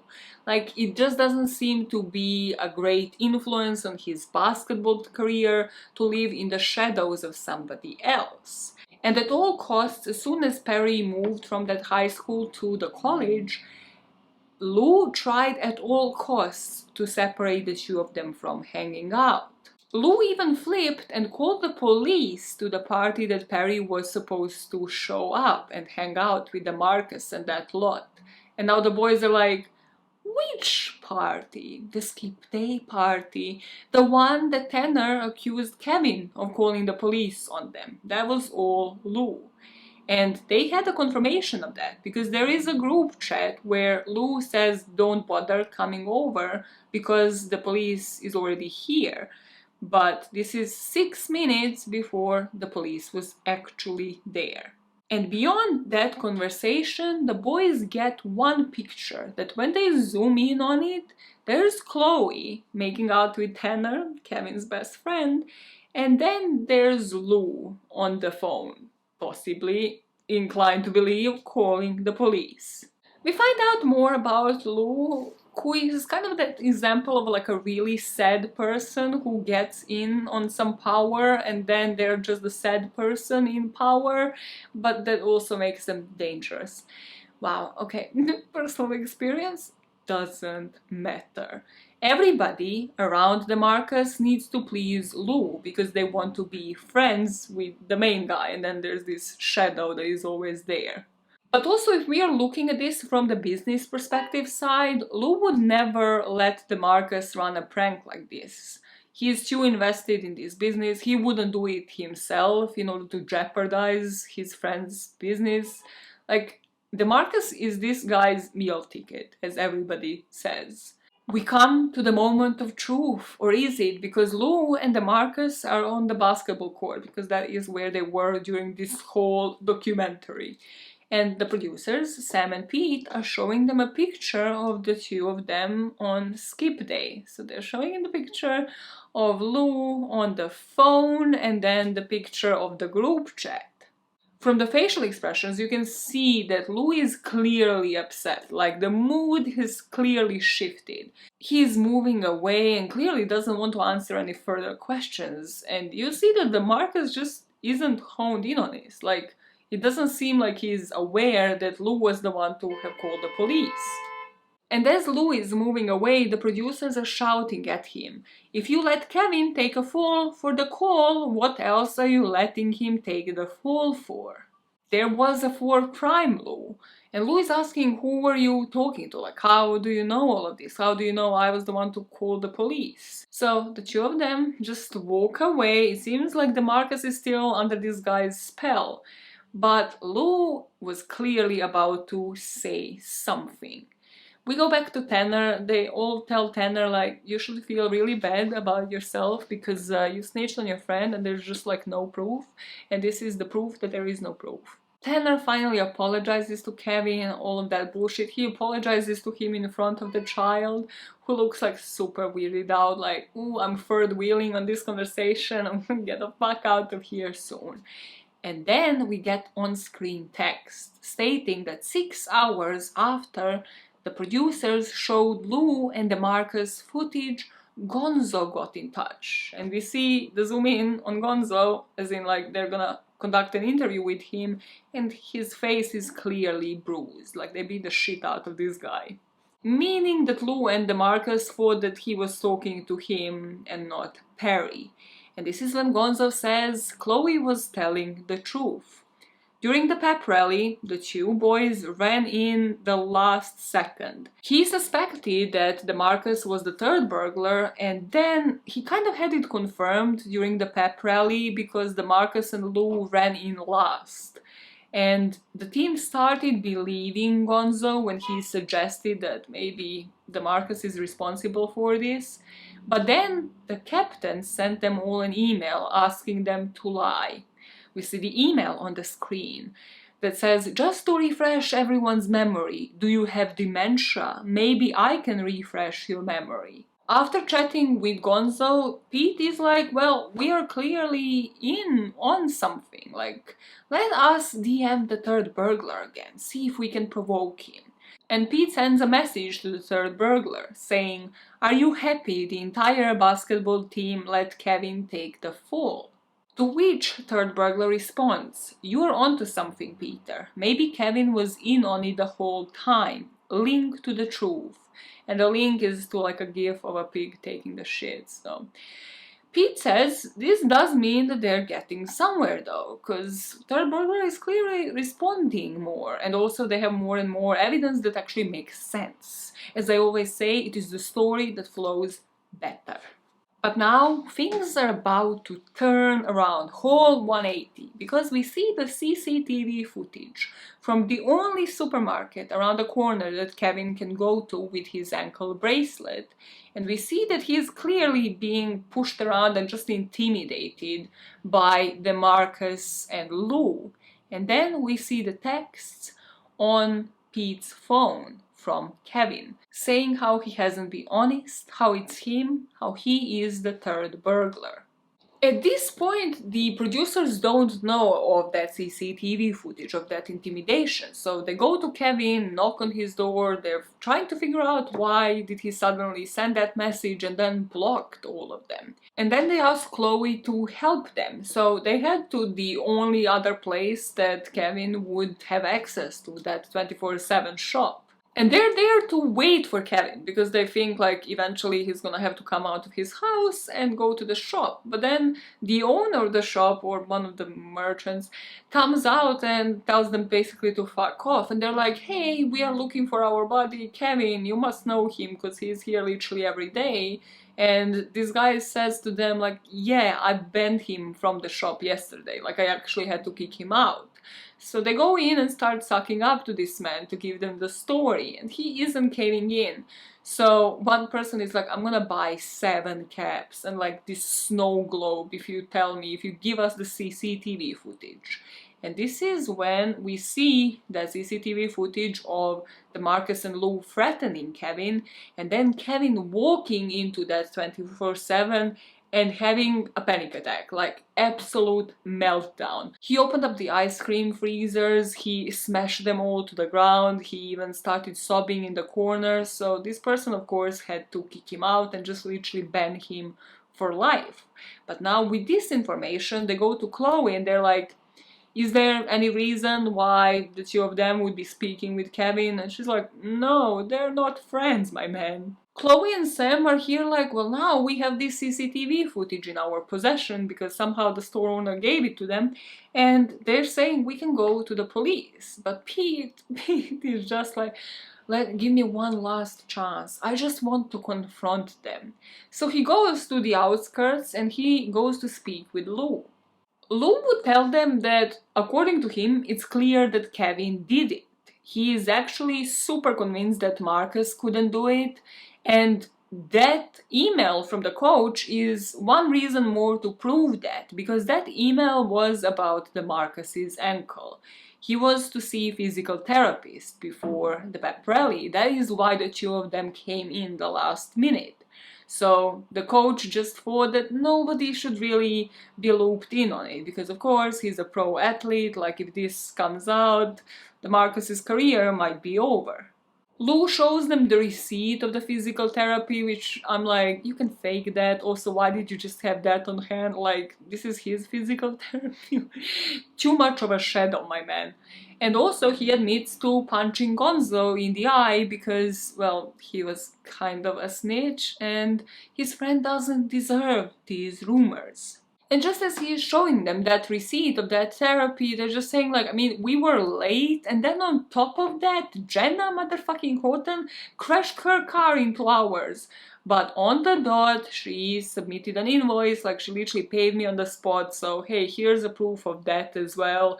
I mean, it's the most rich people can do, you know, if you can't drive, then at least pay up. And they're like, wait, okay, pause on that. Okay, so there's an actual proof of this. Like, there's no way somebody like Jenna Houghton would be associated with somebody like Lou. Why was Jenna there? Jenna's alibi was that she was out of school interning at the laxative company thing.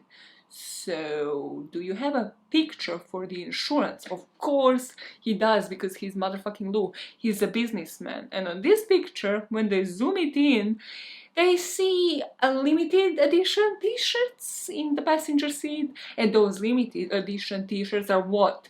Turd Burglars t-shirts, which are limited edition by default, meaning that Jenna would not be able to have them if she was not the Turd Burglar herself. So they corner her. They find her at the parking lot of this internship place where she isn't doing fuck all. She's high. She's off her fucking rocker. She's smoking in this closed car. And she tells them, I mean, you don't even understand half of the story. Like, I'll speak to you when I'm a bit less high. Before they were to face Jenna, Chloe is again insisting that they actually go to the police. But Pete has a death wish, okay? He's like, no, let's message and provoke Turd Burglar one last time. And Chloe's like, he doesn't respond to you most of the time, you fucking idiot. When was the last time that he actually responded to you? And he gives her the timestamp and then realizes that he has seen that timestamp somewhere else on the CCTV footage. And on this footage, clearly, it shows that DeMarcus and Lou were intimidating Kevin, meaning that none of these 3 men could be a Turd Burglar, because clearly none of them was on their phone typing a message back. So finally, they meet with, well, Lou and DeMarcus, because Kevin still isn't talking to them, and they explain the situation to them. Like, it took a minute. Because they really had to spell it out to them to understand what is going on and why the fact that they were in the CCTV and the timestamp could mean that they're not the Turd Burglars. And they're like, yeah, you see, we are finally cleared. Now we go back to Jenna, and Jenna has an interesting story to tell. Jenna Houghton admits that she only did one poop-related attack, the pep rally, and that she did it because she was blackmailed by a woman called Brooke Wheeler. If you remember, Jenna had quite an active social media presence. She posted all of the pictures, the professional photography with her girlfriend. But then her and her girlfriend broke up, and this beautiful ginger starts messaging her. At first, she just liked some of her pictures. She seemed to have come across her profile. Then, you know, Jenna followed her back and started liking some of hers. The 2 of them start DMing one another. And it was nice for Jenna to feel like she's finally relating and connecting with somebody who doesn't know about her rich family, who doesn't want her for only the superficial things, for her money. So every night for hours, the 2 of them would be messaging between one another about their secrets, about their insecurities, and you and I are screaming catfish, and that to a certain degree will become the truth. But then we see the videos that Brooke sent to Jenna, and you know, she even has a nickname for her. She called her pickle, and you can kind of buy that, okay, this is a real person. They never jumped on FaceTime or anything like that, but there are at least videos of her, right? That doesn't scream red flags. It does. It fucking does. Immediately jump on FaceTime. Day 1, stop wasting times. Catfish is everywhere. Borat, catfish is everywhere. It seemed like Brooke Wheeler really got into Jenna's head, to the point that Jenna even sent her some pictures that she wouldn't like anybody seeing. Nudes, yes. And then immediately, as soon as those pictures were sent, things just got dark. It was just blackmail, just nasty messages one after the other, making her feel like shit. It was a straight up blackmail. The plan was put into action, coordinates were sent from Brooke to Jenna. she sent her to the alleyway, the same one where Pete was digging through shit by his chopsticks. And then in this alleyway there was a box with Jenna's name on it. There were instructions inside, even zip bags full of actual poop. Like, the level of pre-planning is a bit psychotic. Coach's office was to be open during the rally, so even though she isn't supposed to be there, she shouldn't be found. She was just to go and replace the shirts. The instructions were even showing step-by-step tutorials of how to roll the shirts into the shirt launcher. After rolling those shirts into the launcher, Jenna was to send the proof that it's made, it's done, it's ready to go. And after those, Brooke just ignored her. She blocked her on all of the socials. And then we meet Brooke, because our documentary makers are interviewing her. But she isn't Brooke. She doesn't know the name Brooke, she doesn't know of her Jenna, she's Abby Samuels. And these videos that they're showing her are the private videos of her that she used to send her boyfriend. So they're kind of thinking like, okay, I mean, you were really hard to find. Like, you see, your pictures have been used by the Turd Burglar, so we reverse searched them and only one of them popped up on Google, and she's like, who the fuck is Turd Burglar? They're like, wouldn't you like to know? Wouldn't we all like to know? That is why we are here, bitch. But I was thinking, why is nobody asking her who her boyfriend is? Because I thought that was the angle, because I'm a dumb bitch who forgot the plot of this whole thing. But instead, the correct question was there a time in August when the social media account was created, when her videos started being sent and DMs being sent from her account, was there a time in August that her phone was out of her possession? Do you see where this is going? Because I screamed because of how good it is. I screamed. Okay, let me loop you in. She goes on her Facebook and realizes that she posted one of those posts like, hey, my phone is broken, so this is where you reach me. And she tells them she went down to a mall, to one of those fix my phone overnight places, to one of those stands, and she handed it over to a guy. And then the next day she showed up and she picked it up, and they're like, hey, is it called broke to fixed? And she's like, yeah. And then Pete takes his phone out and shows her the picture of a guy that works on one such stall and asks her, is this the guy? And she's like, yes. And we are back to him, because the guy is Grayson. This is so brilliantly done, because we completely forgot about this man. We're like, he was mentioned ages ago, and you're like, oh, it's the chlamyds guy, he was expelled, he actually had a motive. Like, motives are important. This is why I have a whole podcast on it. So yeah, they're back to Grayson. They message him on the Turd Burglar account, and Pete just is like, you know what, fuck it, he needs to know that the gig is up, the jig is up, not the gig, because there's no gig, the jig. And he just messages him, hi Grayson. Finally, Pete, after this, accepts that they need to head to the police station, but as they head there, they needed to change course. They needed to go back to the school, because shit was about to go down for real. There was one last post on the Turd Burglar's account. They were gonna go out with a bang.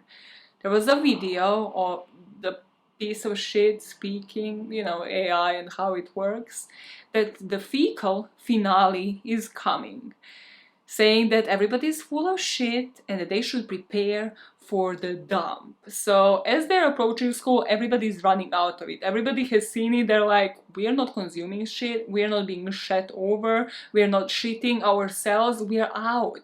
And Mrs. Wexler is literally chasing after them, being like, you're all gonna get detention, whoever leaves school is gonna get detention. They're running for their lives. They're not about to get embarrassed anymore.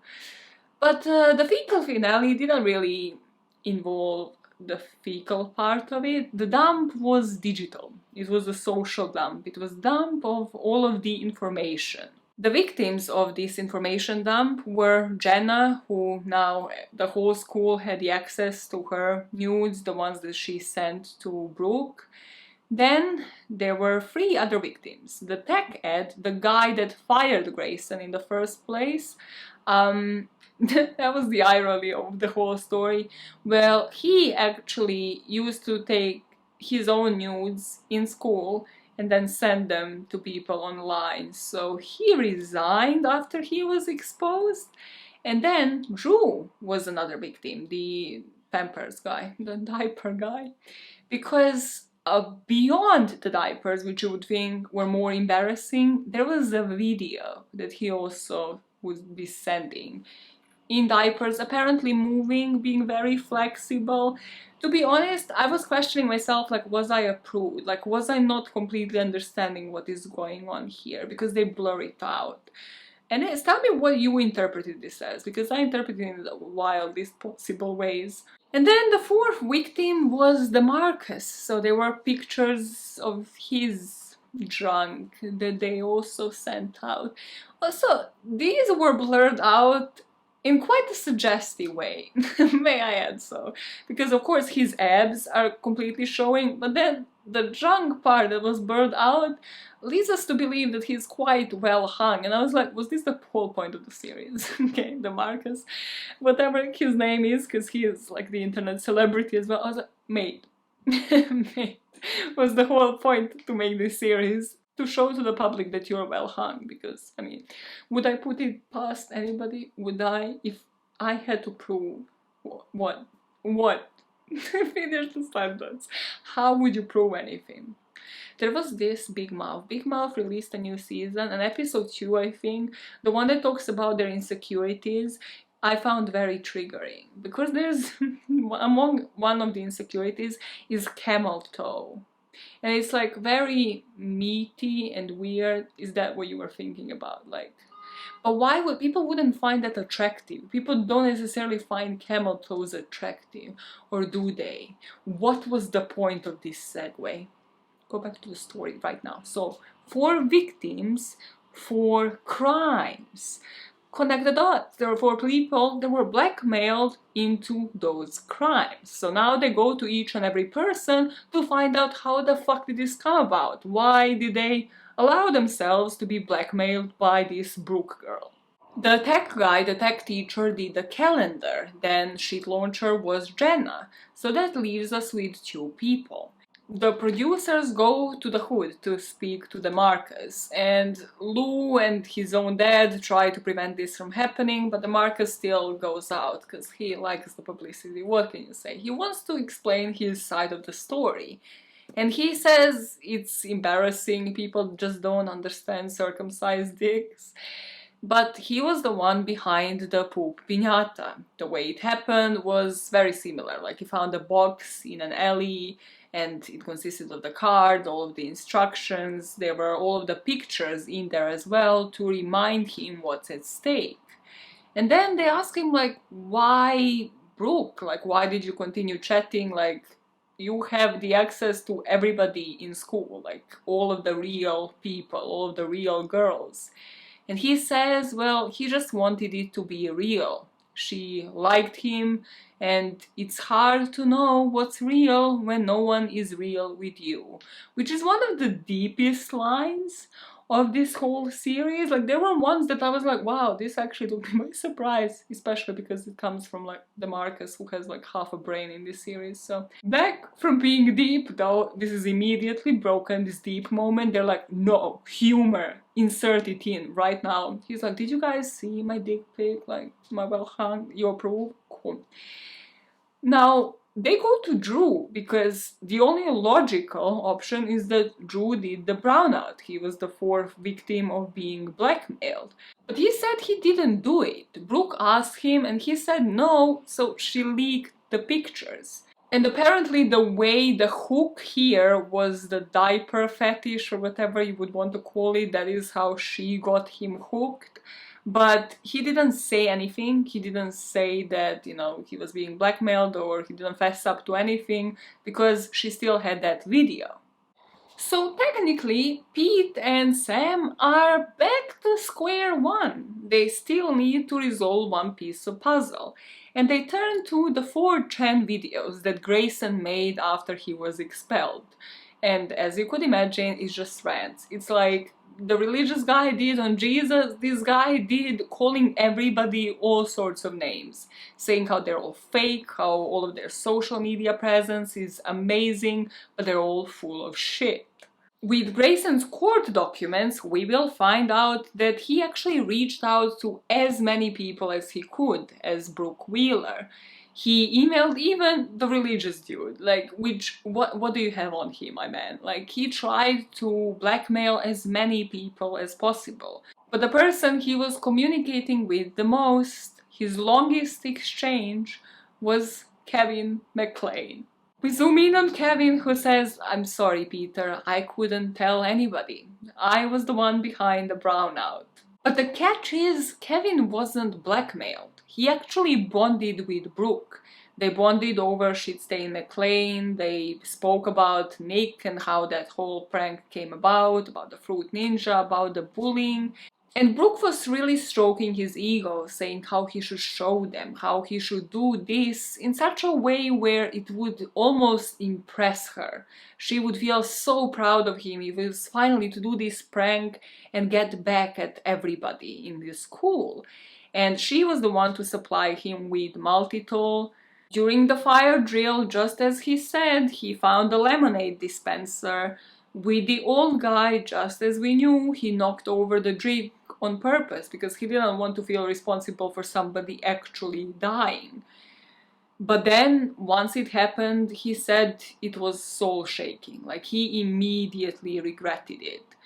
It was just like a bad dream. But the Marcus figured it out because they were both getting blackmailed. So the pictures and the convos were released, and this was why the Marcus was threatening him in front of the store, because Brooke started blackmailing him that she's going to expose the pictures of his junk. But unlike with the Marcus and everybody else, where Brooke would block them immediately, here, the day after the brownout, Kevin was supposed to meet up with Brooke. And now we go back to the trip to Dorsey's, to that shop. Kevin wasn't buying laxatives, he was buying sexual paraphernalia, as he calls it, which is just literally condoms and lube. Because he was supposed to meet Brooke in this hotel. And then we see poor Kevin just sitting in this hotel waiting for a woman that is not gonna show up, because she's a catfish, it's not even a woman. And he just waited and waited, and then received one final message: "You are full of shit." And then he was blocked. And then we get one last question before we go to find out where everybody is now, and it is done by Sam, who asked the best questions in this whole series. He asks, "Doesn't that mean you shat your pants on purpose?" Like, no, please ask all of the important questions. That is correct. Like, you literally made yourself shit your pants, and then the next day, like, you don't even know how long this diarrhea was going to last. That was where my mind was going. It was like, you're going to meet up with this girl. If she was real, how do you know you're not gonna shit your pants, like, during this sexual intercourse? Anyways, the outro pops up on screen and we find out where they moved on from there. We find out that Grayson was tried as an adult and he only got 2 years to serve in prison, which, like, what the fuck? You don't get 2 years for, like, cyberbullying everybody and making them all shit. Anyways, apparently he only got that. The tech teacher's license was revoked. Mrs. Wexler had to resign. She's like, yeah, the best fucking news in this whole series. The Marcus and Jenna got community service only, and Kevin's sentence remained at 9 months of house arrest because he still did quite a lot of damage. We move forward all the way to June 2018, where the Marcus is the prime star of this outro. He's saying, you know, life is quite like basketball. In real life, he felt like he was on the bench, but then he got off the bench. He got his own driver's license. He isn't driven around by the shadow of a man that Lou was, and he is making his own decisions. And you see the zoom in on Lou on one of the Marcus's matches just being gutted about this, being like, how the fuck did this go so wrong? Like, I lost my meal ticket, for fuck's sake, because of this documentary.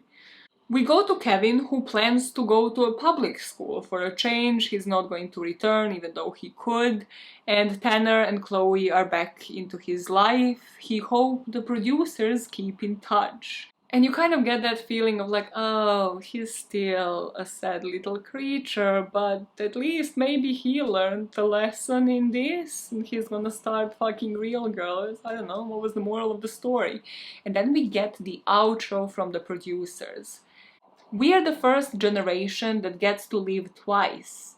One of our lives is experienced and the other one is curated. And I found that to be like one of the deepest lines on a TV show. I was like, wow, I don't mean to get emotional, but like, how did we get here? From all of the comedy and jokes, I was like, why are you ending on a deep note? And also it probably means when the show ends in kind of like a closure way, that there's not gonna be a next season, and that's what I fucking hated. Make more seasons, 20 of them, cool. Behind the closed doors, we are all full of shit. But if we think about, was there ever truth to Grayson's messages? That people were fake, that this is what made them who they were? It is imagination that makes us human, it isn't plastic.